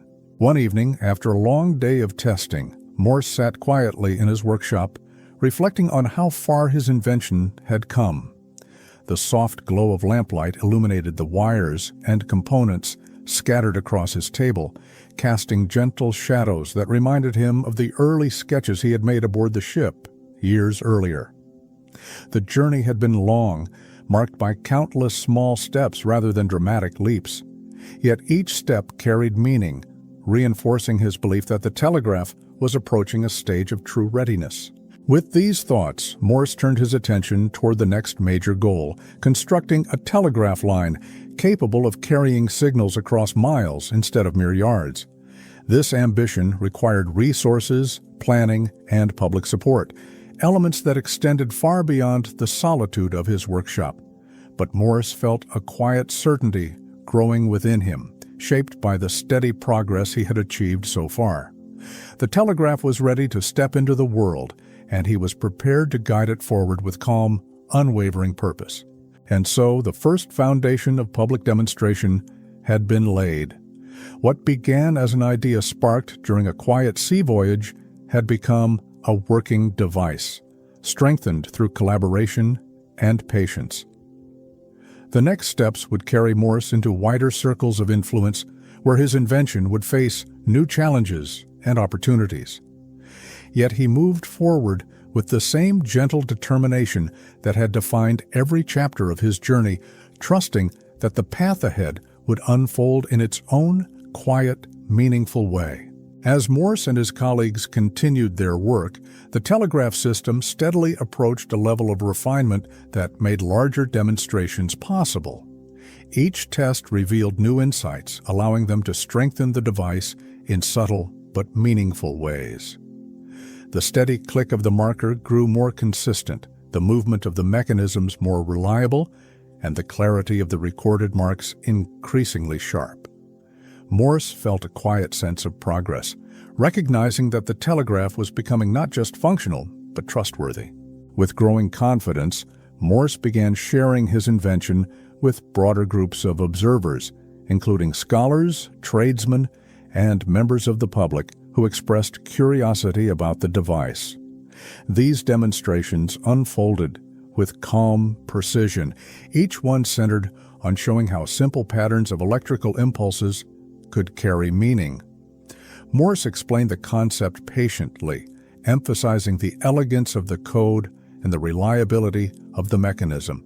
People watched with fascinated silence, sensing, even without technical knowledge, that something transformative was emerging before them.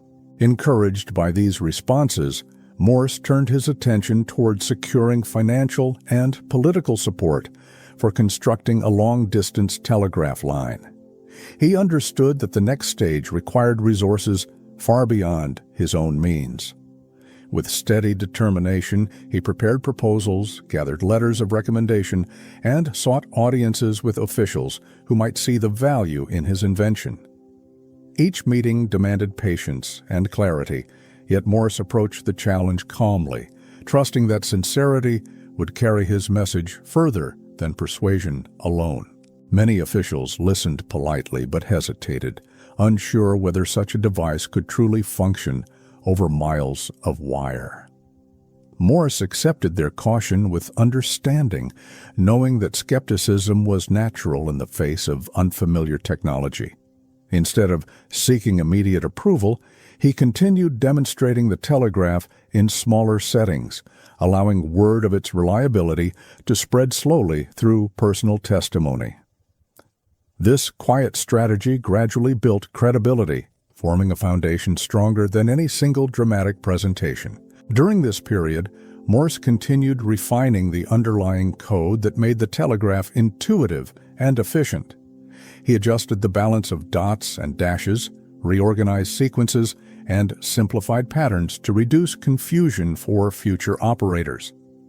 Each revision brought the language closer to its final form, concise, rhythmic, and universally accessible.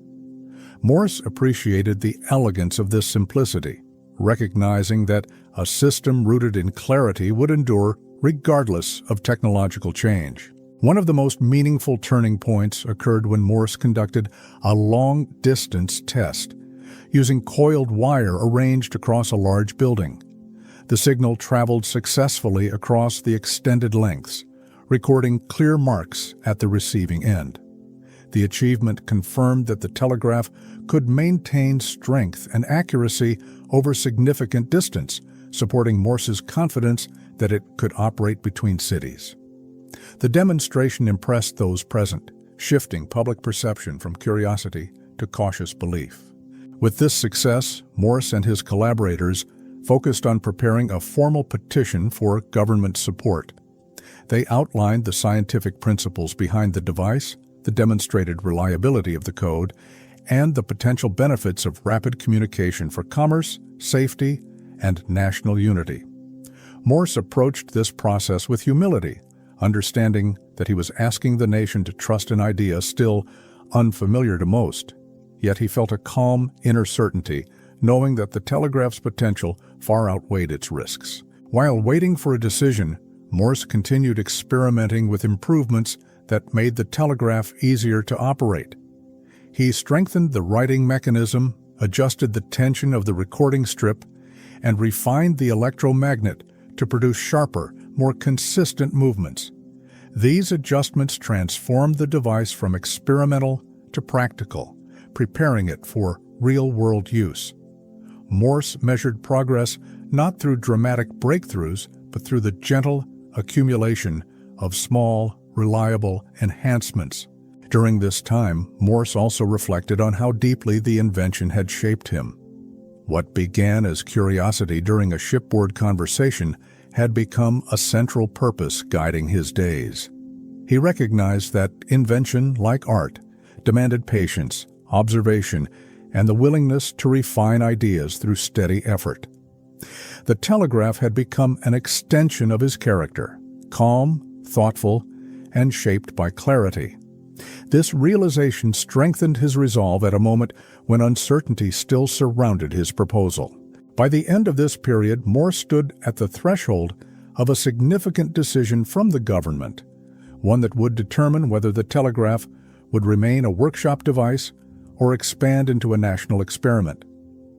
He approached this moment with quiet readiness, trusting the integrity of his work and the sincerity of his purpose. Regardless of the outcome, he knew that the telegraph represented a genuine contribution to the world, born from patience and shaped by steady vision. And as he prepared for the next chapter, Morse sensed that the world was slowly turning toward the future he imagined, one defined not by distance, but by connection carried gently through lines of wire. As Morse awaited the government's decision regarding his proposal, he continued working quietly, refining the telegraph with steady patience. The uncertainty did not shake him. Instead, it gave space for deeper reflection and preparation. He understood that transformative ideas often required time to be recognized, especially when they challenged established ways of thinking. While the world moved at its usual pace around him, Morse focused on gentle improvements, trusting that clarity would come at the right moment. During these days, Morse often walked through the busy streets of the city, observing the slow rhythm of communication in everyday life. Messengers hurried with letters, shopkeepers waited anxiously for shipments, and travelers stood in long lines to send news across great distances. These simple scenes reminded Morse of the quiet need his invention could fulfill, offering relief from delay and uncertainty. Each observation strengthened his sense of purpose, guiding him calmly through the waiting period. As time passed, Morse became increasingly aware of how deeply the telegraph represented a bridge between art and science. His coded language mirrored the simplicity he sought in painting, an expression stripped to its essential parts. The machine itself reflected the discipline of composition, where each component worked in harmony with the others.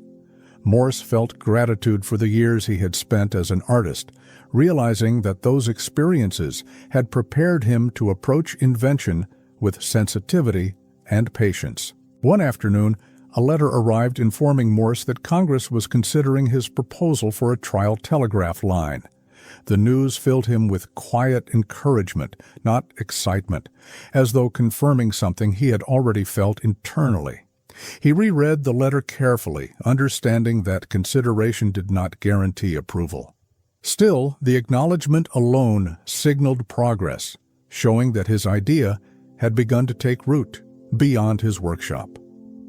Morse folded the letter with calm care, placing it among his most important papers. While awaiting further updates, Morse continued meeting with professors, inventors, and supporters who believed in the telegraph's potential.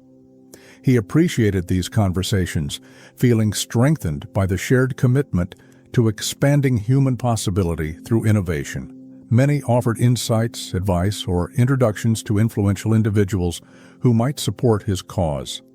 Morse accepted each gesture with sincerity, recognizing the value of collaboration in a journey that had once felt solitary. In quieter moments, Morse returned to the workshop table where the telegraph rested. A collection of wires, gears, and carefully shaped metal parts arranged with thoughtful precision. He studied the device with the calm appreciation of someone observing a painting nearing completion. Though improvements still lay ahead, he felt a growing confidence in the telegraph's essential design. Each test confirmed its reliability, showing that the system held firm under the demands of repeated use. To prepare for future demonstrations, Morse practiced sending messages with smooth, measured motions, testing the clarity of each transmitted line. He refined his timing, adjusted the spacing of the recording strip, and ensured that the marks remained distinct under different conditions. These small, deliberate steps built consistency, strengthening the telegraph's readiness for public trial.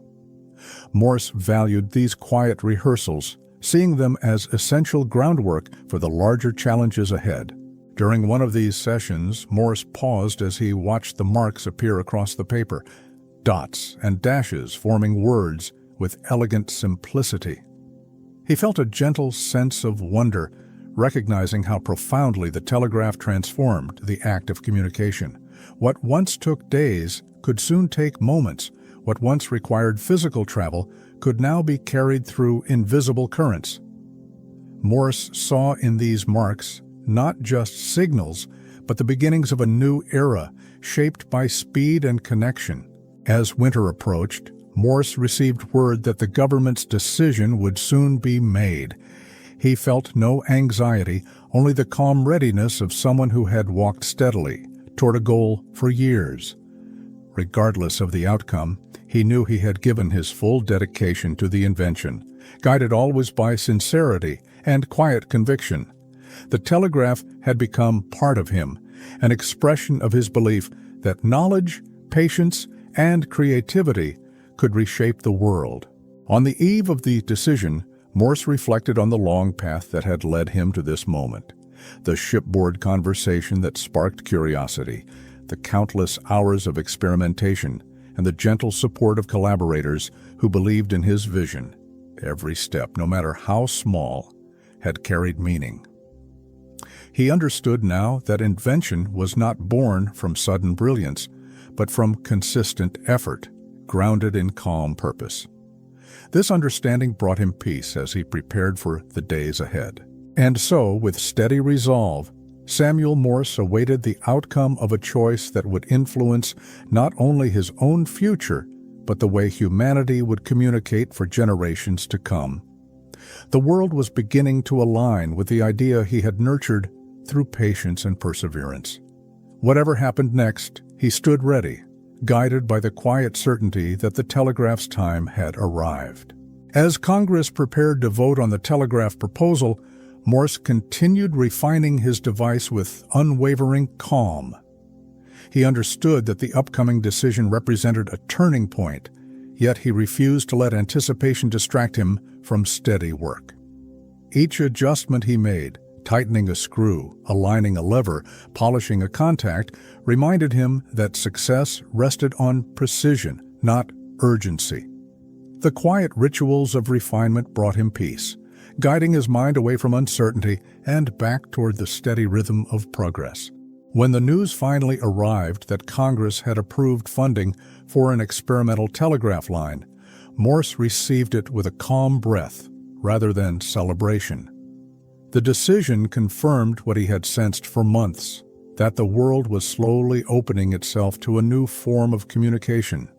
He read the announcement carefully, absorbing its implications with quiet clarity. Though the road ahead would be demanding, filled with logistical challenges and technical obstacles, Morse felt deeply prepared for the work required. The approval marked the beginning of an ambitious undertaking, a plan to build a telegraph line stretching from Washington, D.C. to Baltimore. Morse knew that constructing this line demanded far more than theoretical understanding. It required materials, coordination, and careful planning to ensure the system functioned reliably over long distances. With calm determination, he began outlining each step of the project, considering how to secure supplies, assemble teams, and prepare the ground for installation. As preparations unfolded, Morse traveled between cities, meeting with officials, suppliers, and craftsmen. These journeys revealed the early excitement surrounding the telegraph, as people expressed curiosity about messages traveling through wires rather than along roads or waterways.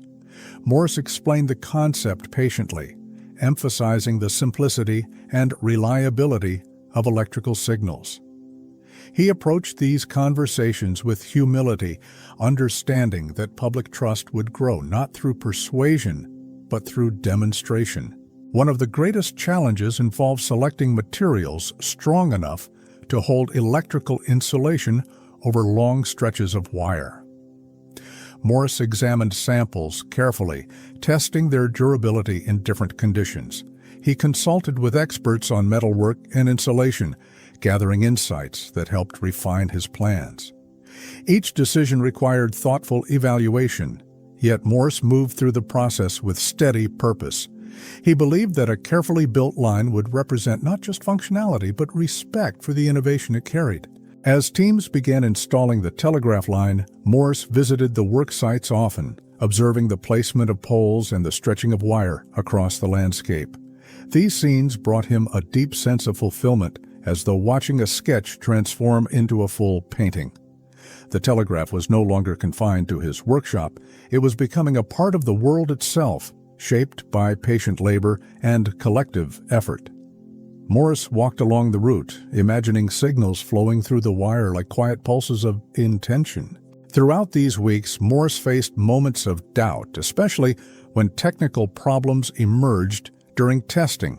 Sometimes signals weakened unexpectedly, or the recording mechanism behaved inconsistently. Rather than feeling discouraged, Morse used these challenges as opportunities for deeper understanding. He reviewed each issue calmly, adjusting connections, refining circuits, or revisiting older sketches for overlooked insights. This steady approach allowed him to resolve problems with clarity rather than urgency. When the line neared completion, Morse dedicated long hours to testing its function across various distances. He sent signals repeatedly, observing the behavior of each component under strain.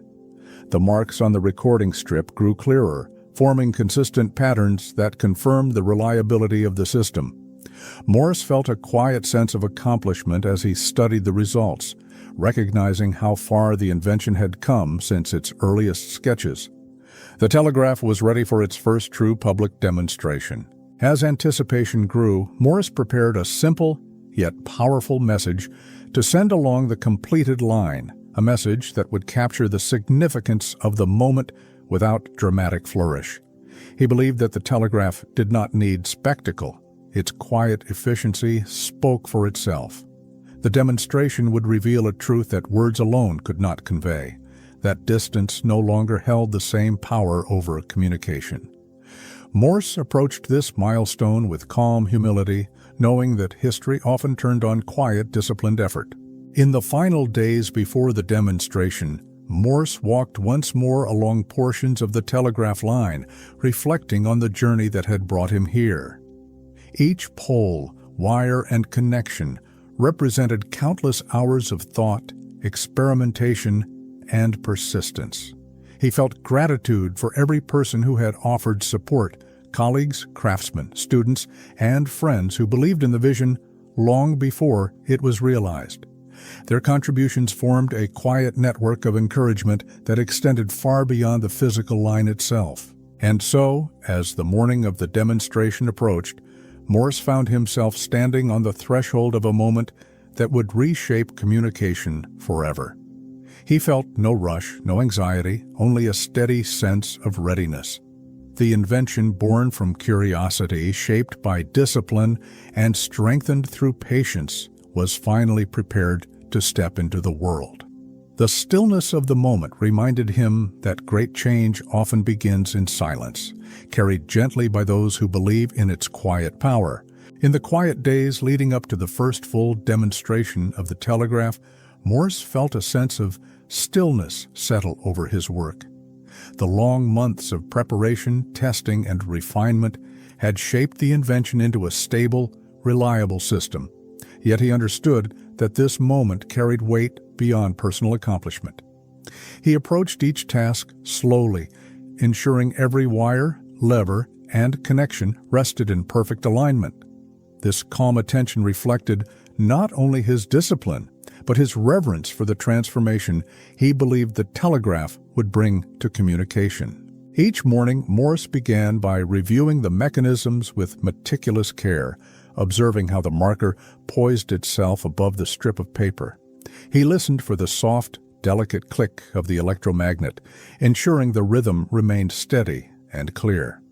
The workshop environment felt almost meditative during these hours, filled with subtle sounds that mirrored the quiet heartbeat of the machine.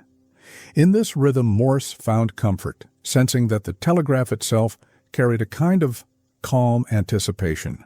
At times, Morse stepped outside to walk along the completed telegraph line, observing how the wires stretched across fields and roads with quiet purpose. These walks grounded him, reminding him that invention was not confined to a workshop table, but extended into the real world where people lived, worked, and waited for connection.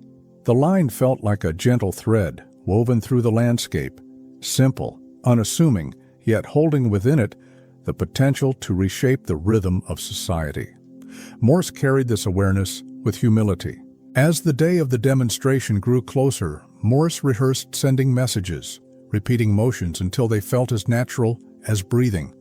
He practiced each signal with measured timing, allowing his hand to move with steady confidence. The dots and dashes formed clear, elegant patterns across the recording strip, each sequence confirming the clarity of the system. These quiet rehearsals strengthened Morse's trust in the device, reminding him that consistency arose not from speed, but from gentle rhythm. Visitors who stopped by to observe his final preparations noticed the calm assurance in his movements. Morse welcomed them graciously, explaining the telegraph's functions with patient clarity. He sensed that many were eager, yet uncertain, unsure how such a simple arrangement of wires and impulses could carry entire messages. Instead of offering grand promises, Morse spoke softly about possibility, the quiet, practical beauty of transmitting information across distance without delay. His sincerity reassured them, building quiet confidence in the invention. During these moments, Morse reflected on the long road that had brought him to this threshold. He remembered the first spark of inspiration aboard the ship, the earliest diagrams drawn in a moving cabin, and the countless nights spent refining mechanisms with gentle determination. The journey had not been defined by dramatic breakthroughs, but by steady, incremental progress. This realization gave him peace, reminding him that true innovation often grew from patience rather than haste. As the demonstration approached, Morse also considered the broader impact the telegraph might have on the world. He imagined distant communities united through rapid communication, families receiving timely news, and nations strengthened by faster exchange of information. These reflections filled him with a quiet sense of responsibility, knowing that the invention carried implications far beyond personal achievement. Yet he felt ready, trusting in the clarity of his purpose and the honesty of his work. Despite the weight of the approaching moment, Morse ended each day with calm rituals, organizing his notes, cleaning his tools, and reviewing the telegraph's components with one final gentle inspection. These small practices grounded him, reminding him that preparation was not merely technical, but emotional. He understood that staying composed would allow him to demonstrate the invention clearly and confidently. The quiet orderliness of these evenings brought him comfort before rest. By the final evening before the demonstration, everything stood ready: the device, the line, the recording strip, and the message he intended to send. Morse sat alone in the workshop, illuminated by warm lamplight that cast soft shadows across the table. The telegraph rested silently before him, no longer a fragile prototype, but a working instrument capable of carrying thought across distance. Morse breathed deeply, appreciating the stillness that surrounded this moment, before the world first witnessed the power of his invention. And as the night settled gently around him, Morse felt a calm certainty wash over him.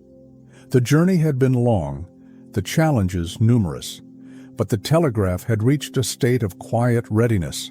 The next day would mark a turning point, not only for him, but for communication itself. He welcomed the approaching dawn with steady resolve, prepared to step forward into a moment that would echo softly through generations. The morning of the demonstration arrived with a quiet stillness, as though the world itself paused to witness what was about to unfold. Morse awoke early, giving himself time to settle into a calm state before the event began. He moved through his preparations slowly, checking each component with deliberate care. The telegraph responded with steady clicks and gentle motion, reassuring him that the system was ready for its first true moment in the public eye. As officials, observers, and curious guests gathered, the atmosphere filled with a soft mix of anticipation and uncertainty. Many had heard of the telegraph, but few understood how such a simple mechanism could achieve something so extraordinary. Morse welcomed them with calm composure, explaining the principles behind the invention in clear, measured language. His sincerity eased the tension in the room, allowing curiosity to replace doubt. The observers leaned closer, eager to witness what would happen next. When the moment arrived, Morse positioned the strip of paper and took his place beside the sending key. He paused briefly, letting the room settle into silence before beginning. Then, with steady movements, he tapped out the sequence of dots and dashes he had selected for this demonstration. The telegraph clicked softly, transmitting the message across the newly installed line with effortless precision. The recording mechanism responded faithfully, its marking point dancing gently across the moving strip. At the receiving end, the marks emerged clearly, precise symbols forming a message that had traveled instantly across miles of wire. The observers gasped softly, their expressions shifting from curiosity to astonished recognition. What they had just witnessed defied their expectations, revealing a new reality in which distance no longer dictated the speed of communication. Morse watched quietly, allowing the significance of the moment to settle naturally over the room. He felt no need for dramatic gesture. The invention spoke for itself. As officials examined the results, they murmured among themselves in subdued excitement. They traced the marks with their fingers, comparing them to the original sequence Morse had transmitted. The accuracy was undeniable. Morse answered their questions gently, reinforcing the idea that the telegraph's power lay in its elegant simplicity. He emphasized that the system could be learned quickly, used reliably, and expanded widely. These qualities made the telegraph not merely impressive, but practical and accessible. The demonstration continued with additional messages, each one transmitted and received with the same clarity. Observers watched the rhythmic motion of the recording mechanism, mesmerized by the quiet precision of the process. Morse remained composed throughout, sending signals with smooth timing, allowing the machine to reveal its capabilities through repetition. Each successful transmission deepened the audience's belief that the telegraph represented a genuine breakthrough. Their excitement grew, but Morse maintained his calm presence. By the end of the session, the room felt transformed. Conversations shifted from skepticism to possibility, and officials discussed the potential uses of the telegraph in government, commerce, and emergency communication. Morse listened thoughtfully, grateful for their enthusiasm, yet grounded in the understanding that much work remained. Building widespread networks would require resources, planning, and technical expansion. Still, this moment marked a significant beginning, one that validated years of quiet dedication. As the guests departed, many offered Morse their congratulations, expressing admiration for his perseverance and vision. He accepted their praise with humility, acknowledging that the telegraph had emerged not solely from individual talent, but from collaboration, patience, and the steady accumulation of small insights. The support of colleagues, the guidance of professors, and the trust of those who believed in him had shaped the invention just as surely as wires and magnets had. Morse felt a deep, quiet gratitude. After the demonstration ended, Morse remained alone in the room for a few moments, standing beside the telegraph as the last echoes of conversation faded. The silence felt peaceful, filled not with exhaustion, but with gentle fulfillment. He looked at the strip of paper marked with the day's messages, understanding that these simple lines represented a turning point. Humanity had taken its first step into a future where thought could travel faster than any physical messenger. The telegraph had awakened. As he gathered his papers and tools, Morse reflected on the long journey that had led him here. Each challenge, setback, and refinement had contributed to the clarity of this moment. He felt no need for celebration. Not yet. Instead, he carried with him a quiet certainty that the work ahead would be as meaningful as the work behind. The telegraph's true potential lay not in this demonstration alone, but in the vast networks that would one day connect people across continents. And so, with steady steps, Morse left the room, prepared for the next chapter of his mission. The telegraph had proven itself, and now the world awaited its expansion. What had begun as curiosity had become reality, and soon reality would become transformation. As the telegraph demonstration echoed quietly across the nation, Morse entered a new chapter defined not by invention alone, but by the responsibility of guiding its growth. The success had brought recognition, yet Morse remained grounded, focusing on the practical steps needed to bring the telegraph into public use. He understood that proving the invention was only the beginning. The true challenge lay in transforming it into a working system that communities could rely on. This awareness shaped his days with a sense of calm, steady purpose. In the weeks that followed, Morse received invitations to discuss the telegraph with officials, businessmen, and technical advisors. These meetings unfolded in quiet offices, dimly lit chambers, and small gatherings where people leaned forward to understand the future unfolding before them. Morse explained the system with the same gentle clarity he had offered at the demonstration, emphasizing reliability over spectacle. Many listeners felt inspired by the telegraph's potential, but Morse remained focused on practical realities, installation, maintenance, and training. As interest grew, Morse recognized that he needed partners who could help manage the technical and logistical demands of expanding the line. His collaboration with Professor Gale continued to deepen, supported now by additional allies who brought engineering or mechanical expertise.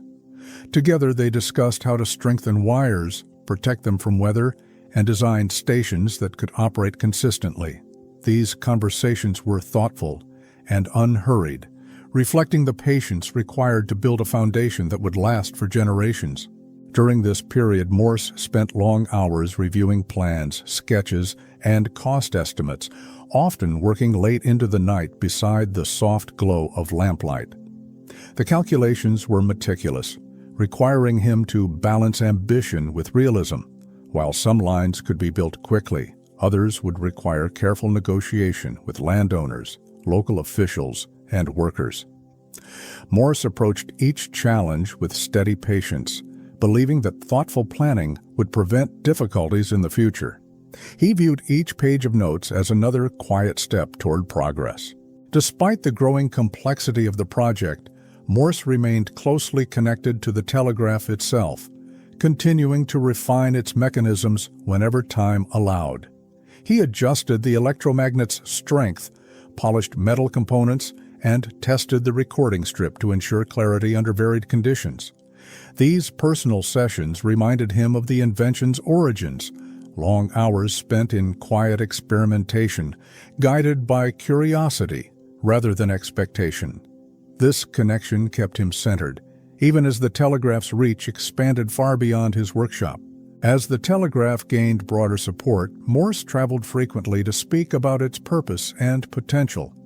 These journeys brought him into bustling cities, peaceful towns, and small gathering halls where listeners waited to glimpse the invention that had begun reshaping communication.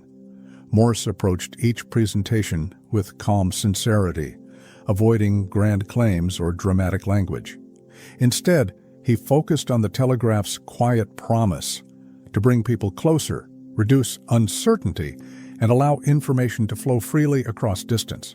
During one such trip, Morse found himself standing on a hillside overlooking a developing town. A thin line of telegraph wire stretched across the landscape, supported by wooden poles that blended gently with the fields and homes below.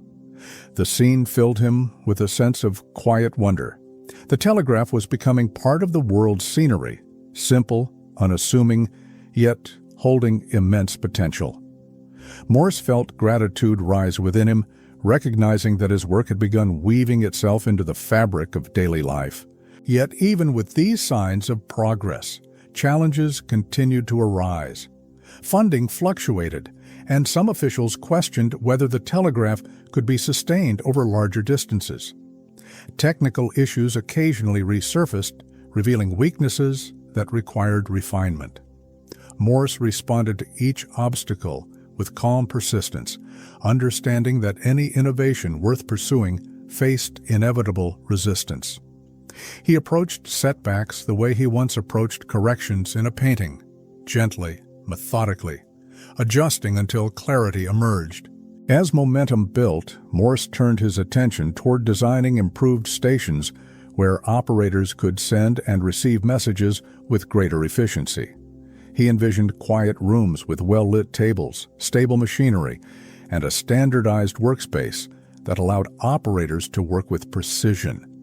These ideas reflected his artistic sensibilities, balanced, orderly spaces that supported calm concentration. Morse believed that such environments would strengthen the telegraph's reliability, ensuring that each message reached its destination without error. In this steady progression, Morse sensed that a pivotal moment was approaching, one that would test the telegraph's strength and reveal its true potential to the world. The invention had proven itself in controlled demonstrations, but the time was nearing when it would face real distance, unpredictable weather, and the challenges of terrain. Morse welcomed the coming test with quiet resolve, trusting in the years of careful preparation that had shaped the telegraph into a reliable instrument. And as he looked toward the future, Morse felt the same calm determination that had guided him since the idea's earliest spark. The telegraph had grown from a solitary vision into a shared endeavor supported by knowledge, collaboration, and patience. Now it was ready to step into its next chapter, one that would carry it across continents and into the hearts of people who longed for connection. As preparations for the first long-distance telegraph line advanced, Morse found himself navigating a delicate balance between invention and administration. The work required meetings with contractors, careful budgeting, and monitoring the progress of installation teams across varied terrain. These responsibilities were unfamiliar but necessary, and he approached them with quiet determination. He understood that the telegraph's success depended not only on scientific clarity, but on steady organization grounded in patience and foresight. During visits to construction sites, Morse often paused to watch workers lift poles into place, their movements steady and deliberate against the wide American landscape. He observed the wires stretching across fields and hills, forming a thin, continuous line that connected distant points with subtle elegance. The scene filled him with a calm sense of purpose, reminding him that innovation grew through cooperation, many hands contributing to a single, unified vision. These moments strengthened his belief that the telegraph belonged to the world, not just to him. Yet the process was not without obstacles. Weather delayed progress, materials arrived late, and unexpected technical challenges surfaced when the wire encountered natural barriers. Morse addressed each issue with quiet persistence, adapting plans, adjusting routes, and offering reassurance to those who worried the project might falter. His calm presence helped maintain steady morale among the workers, who appreciated his willingness to listen, observe, and find solutions without haste. Through these interactions, Morse cultivated a sense of shared commitment. As the line extended further, Morse returned to his workshop at night to refine the telegraph's mechanical elements. He strengthened the recording mechanism, adjusted the power of the electromagnet, and tested new configurations of the receiving end to ensure clarity under varied conditions. These quiet hours of solitary work grounded him, offering a peaceful rhythm amid the growing demands of the project.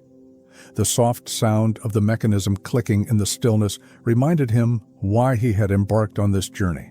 One of the most significant breakthroughs during this phase emerged when Morse introduced new adjustments that allowed the telegraph to operate more efficiently across longer distances. He refined the signal's strength and improved the stability of the wire's connection, overcoming early concerns about transmission loss. These improvements offered reassurance that the system could succeed in real-world conditions, not just controlled tests. Morse felt a quiet sense of progress, recognizing that each refinement brought the telegraph closer to fulfilling its full potential. Support for the telegraph grew steadily as word of its success spread. Businessmen began discussing its potential for trade, while government officials considered its importance for national communication. Morse listened to these conversations with thoughtful curiosity, noting how his invention was being interpreted through the needs of others. He felt grateful that the telegraph spoke in a language that resonated with many different people, farmers, merchants, scholars, and leaders alike. This broad acceptance strengthened the foundation for the system's expansion. Still, Morse remained cautious, understanding that widespread adoption required consistency, not inspiration alone. He continued to refine the code, testing each letter for clarity and ensuring that the rhythm of dots and dashes remained intuitive for operators of all skill levels. The simplicity of the code became one of its greatest strengths, reflecting Morse's belief that communication should be accessible to everyone. Each adjustment strengthened the telegraph's reliability, building trust one careful decision at a time. As winter approached, Morse and his team neared the completion of the line.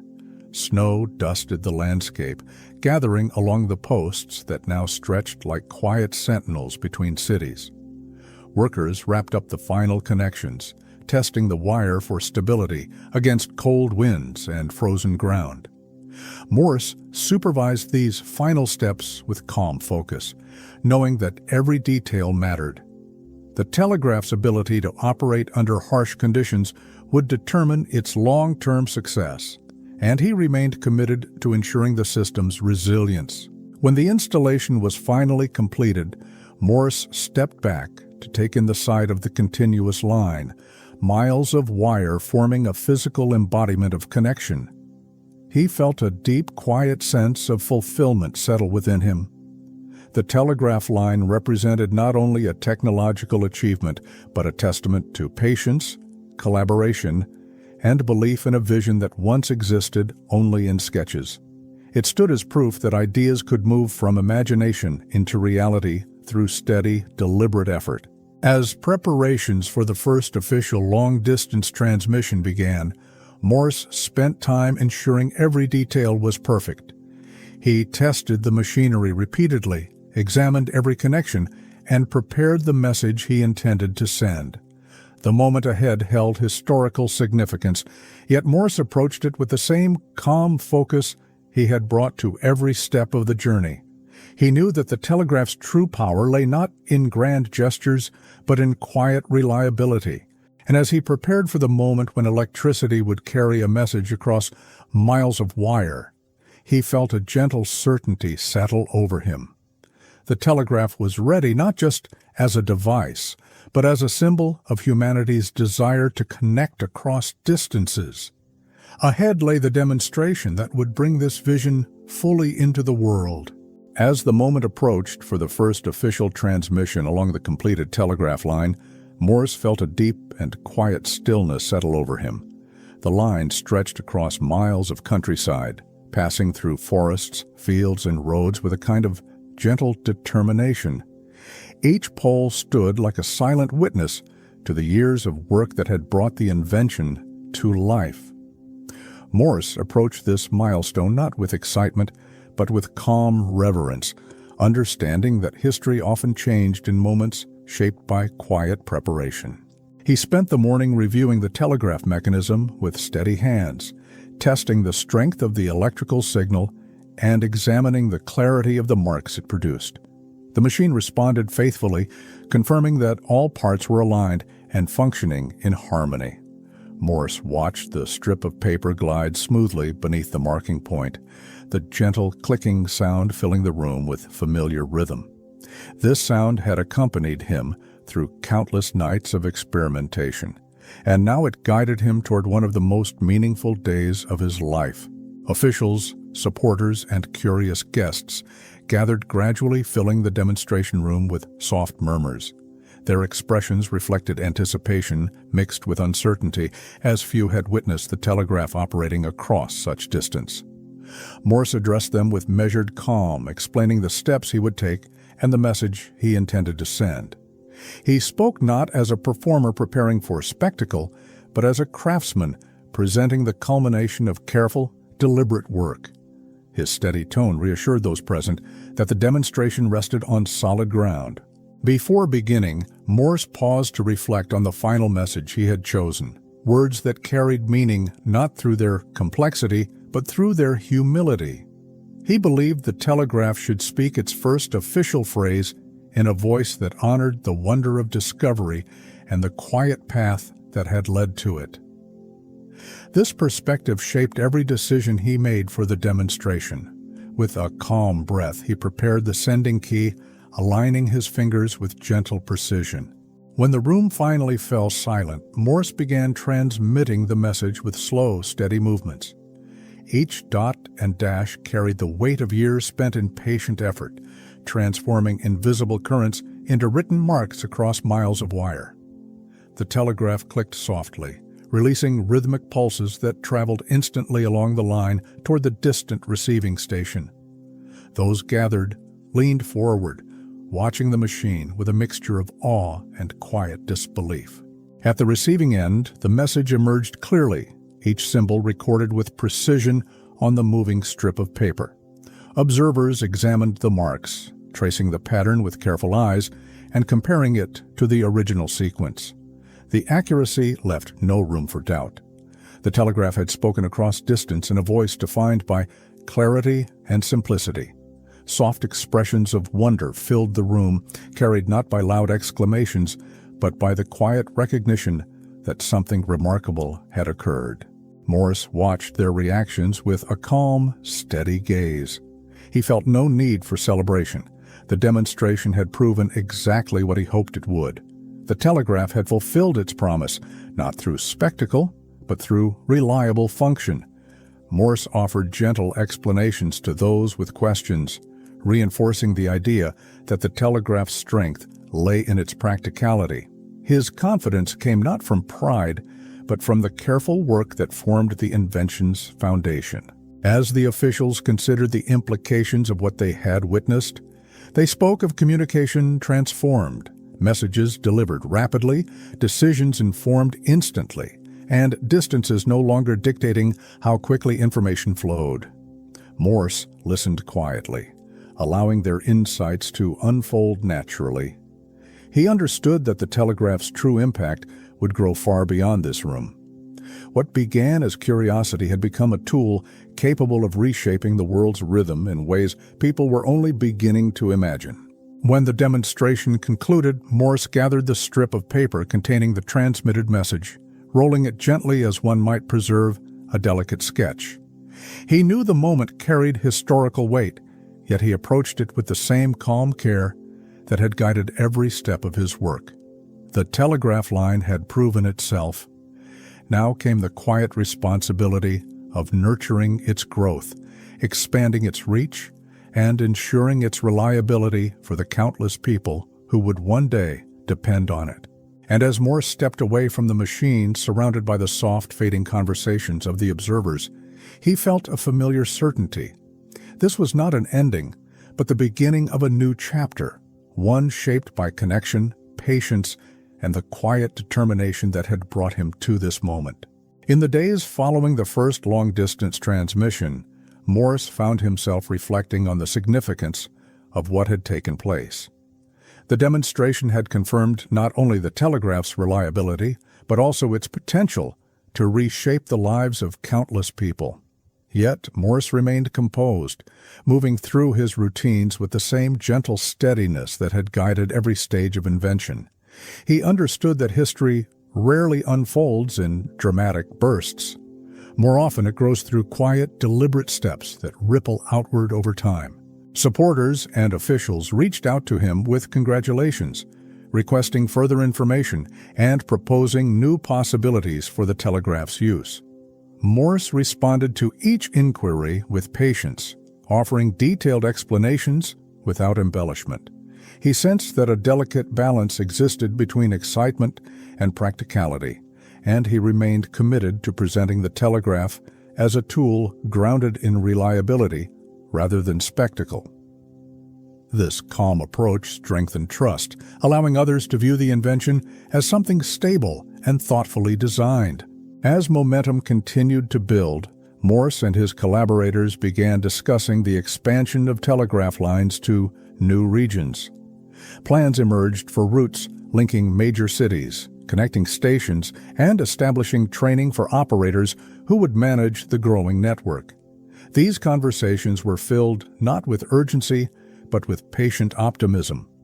Morse recognized that building such a system required careful coordination, proper funding, and respect for the challenges posed by geography and weather. He approached each decision with gentle deliberation. During quiet evenings, Morse revisited his workshop, the telegraph resting on his table like a familiar companion. He examined its mechanisms, ensuring they remained precise even after repeated demonstrations. The soft ticking of the electromagnet reassured him, reminding him of the countless hours spent refining each part.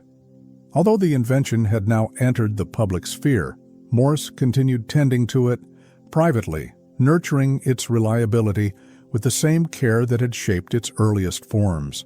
As the telegraph gained recognition, Morse reflected on the many individuals who had played quiet but essential roles in its development. He thought of Professor Gale's guidance, the craftsmen who shaped delicate mechanical parts, and the workers who installed the telegraph poles across miles of landscape. Their contributions had woven themselves subtly into the invention, forming an unseen foundation that supported every signal sent. Morse felt deep gratitude for this shared effort, understanding that innovation thrived through collaboration. News of the telegraph's success spread slowly at first, carried by word of mouth, letters, and newspaper articles that attempted to describe the remarkable new technology. Many people responded with wonder, imagining how such an invention might ease the burdens of distance and delay. Others remained skeptical, unsure how something so intangible could be trusted.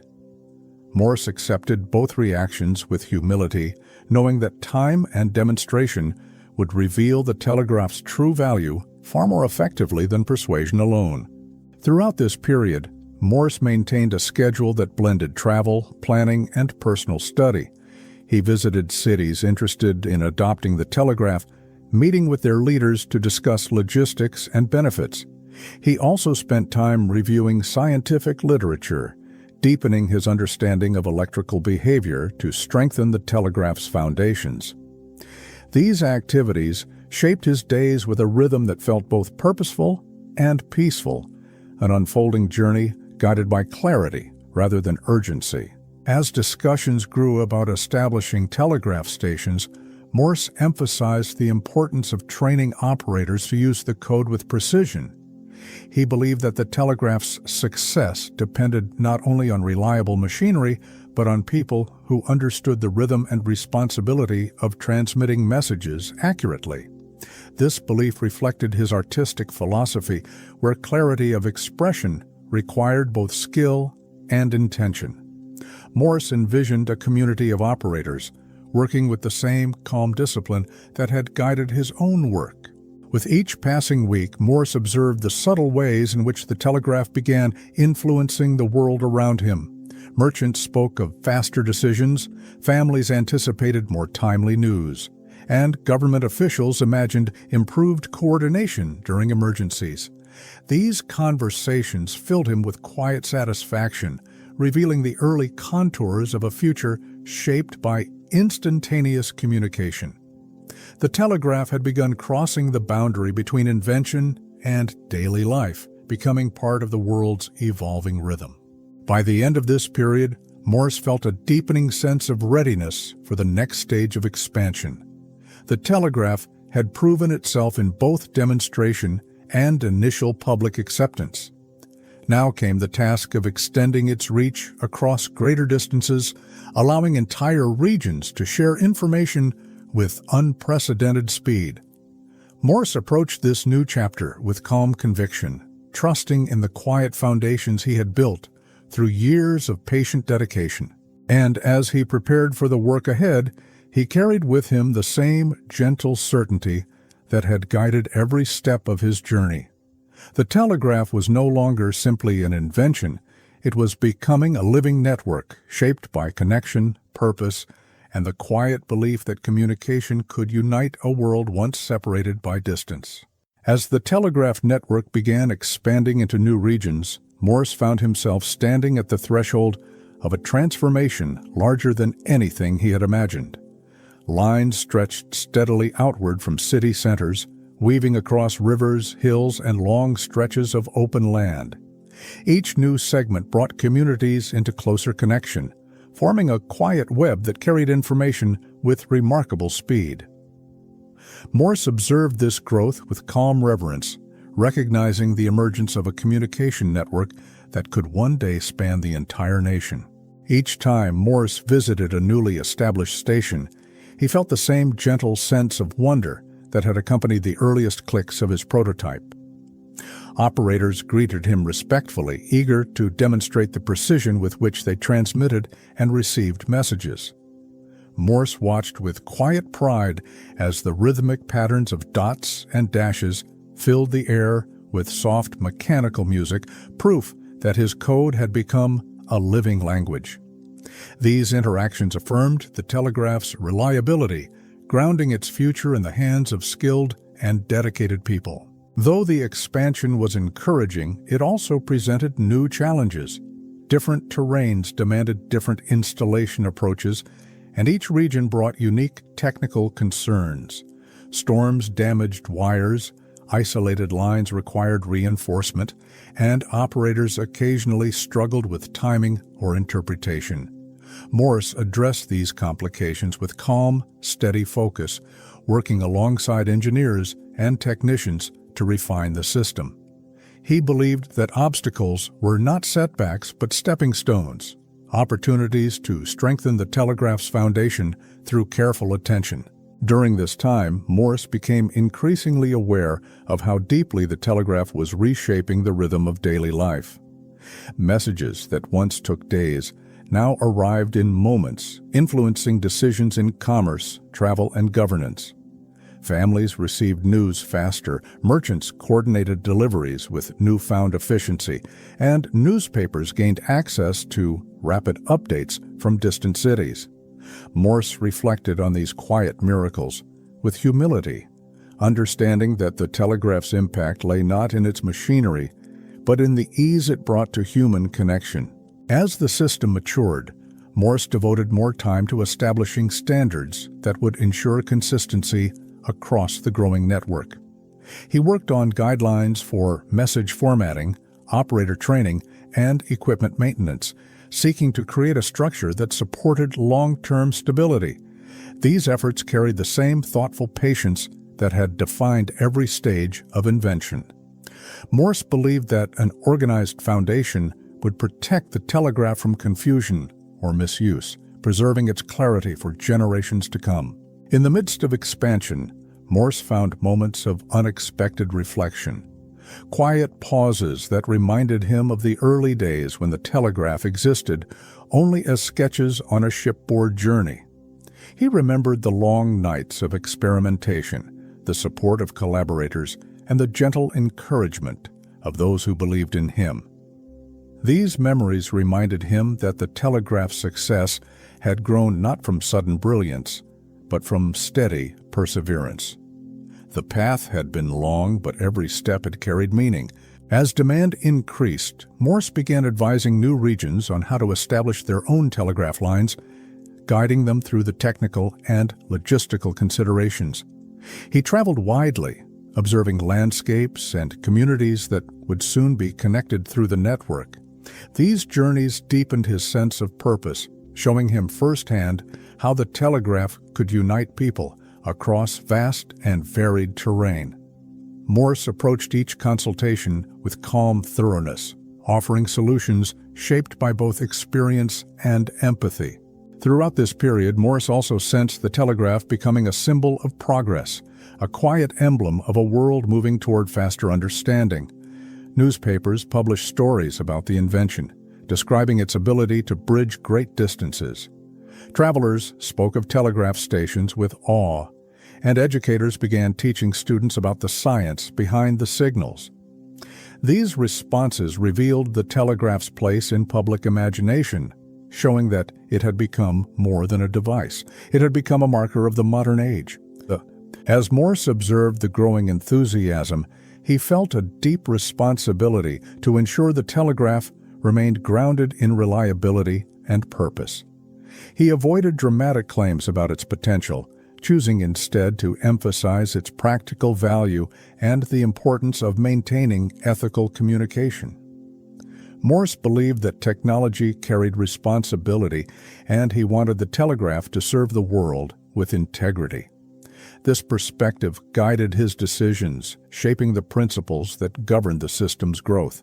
By the end of this phase, Morse recognized that the telegraph had entered a new era, one where its development no longer depended solely on him. The network had grown beyond the reach of a single inventor, supported now by operators, craftsmen, engineers, and communities who embraced its promise. This realization brought Morse a sense of peaceful fulfillment. He had nurtured the telegraph into existence. Now it was becoming a force shaped by many hands. And as he stood at the edge of this evolving world, Morse felt a quiet readiness for what lay ahead. The telegraph had grown into a vast and living network, carrying messages across landscapes with gentle efficiency. Ahead remained reflection, refinement, and the profound understanding of what it meant to witness one's creation become part of the world. As the telegraph network continued its steady expansion, Morse began to witness the full breadth of its impact with a quiet sense of gratitude. Communities once separated by distance now exchanged messages with ease, allowing information to flow in ways that felt almost magical. He watched newspapers receive dispatches from distant cities, merchants coordinate across states, and families send news with unprecedented speed. These small, everyday transformations revealed the telegraph's true purpose, not innovation for its own sake, but connection that eased human worry. Despite the telegraph's growing presence, Morse remained dedicated to refining its systems. He traveled to stations experiencing difficulties, observing equipment and operator technique with calm attentiveness. Sometimes a single adjustment, an alignment of wires, a refinement of timing, restored clarity to the line. Other times, environmental challenges required new solutions altogether. Morse approached each situation patiently, understanding that the telegraph's strength depended on constant care. He believed that true progress was less about reaching perfection and more about nurturing consistency. As his invention spread farther across the country, Morse also began receiving letters from individuals expressing gratitude for how the telegraph had touched their lives. Some spoke of receiving urgent news in time to make important decisions. Others described the comfort of hearing from loved ones across great distances. These letters moved Morse deeply, reminding him that beneath all the wires and mechanisms lived a simple human need: to connect, to be understood, and to remain close despite separation. He carried these stories with him like quiet affirmations. With time, Morse realized that his role in the telegraph's evolution had subtly shifted. While he continued to guide its growth, Many improvements and expansions were now carried out by others, engineers, operators, and communities who embraced the invention as their own. This transition brought him a calm sense of fulfillment. He understood that every creation eventually steps beyond the hands of its maker, becoming part of the world in ways no inventor can fully predict. The telegraph had become such a creation, living independently through countless voices and signals. During quiet evenings, Morse reflected on the long arc of his journey. From the first spark of curiosity on the ship, to the quiet hours sketching ideas, to the patient refinement that had shaped the telegraph into a working system. He saw each phase clearly, understanding how his years as an artist had prepared him for invention. The patience learned from painting, the discipline of detail, and the appreciation for simplicity had all played essential roles. These reflections filled him with gentle gratitude for his past. As he looked toward the future, Morse sensed that the telegraph would continue evolving long after his involvement ended. New technologies, new operators, and new uses would shape its trajectory. He welcomed this inevitability with calm acceptance, trusting that innovation thrived when nurtured by many minds. The telegraph's legacy would not be defined by any single improvement, but by the quiet harmony between human need and technological possibility.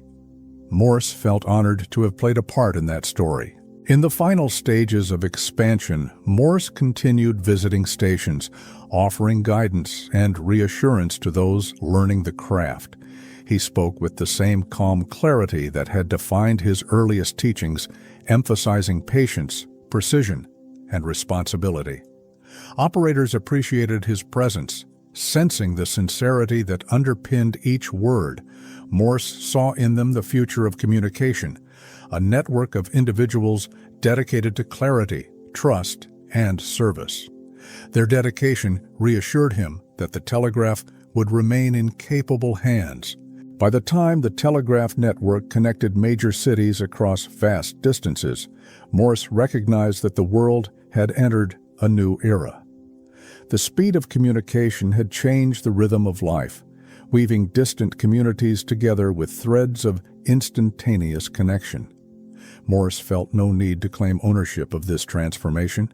Instead, he viewed it as a natural unfolding of human ingenuity. The telegraph had become part of the world's quiet heartbeat, a steady pulse bridging the spaces between people. As Morse stepped back from the daily responsibilities of expanding the telegraph, he did so with a calm and reflective heart. The invention that once lived only in sketches and quiet questions had become a reality stretching across landscapes, carrying messages that shaped lives and softened distance. Morse understood that his work was not defined by recognition or acclaim, but by the gentle connections his invention made possible. In the quiet moments of reflection, he felt a deep sense of peace. He looked back on the years of experimentation, collaboration, and perseverance, not as burdens, but as a journey guided by curiosity and patience. Every challenge had served a purpose. Every delay had taught him something essential, and every breakthrough had unfolded with natural grace. Morse saw clearly that the telegraph's strength lay not only in wires and signals, but in the people who used it to comfort, inform, and unite one another. This understanding brought him profound gratitude. As he walked into the later years of his life, Morse remained surrounded by the quiet hum of a world forever changed by communication. He witnessed new technologies emerging, each one building upon the foundations he had laid.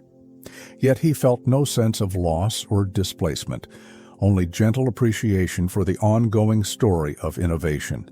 The telegraph had been his contribution, his offering to a world yearning for connection. Now it belonged to everyone.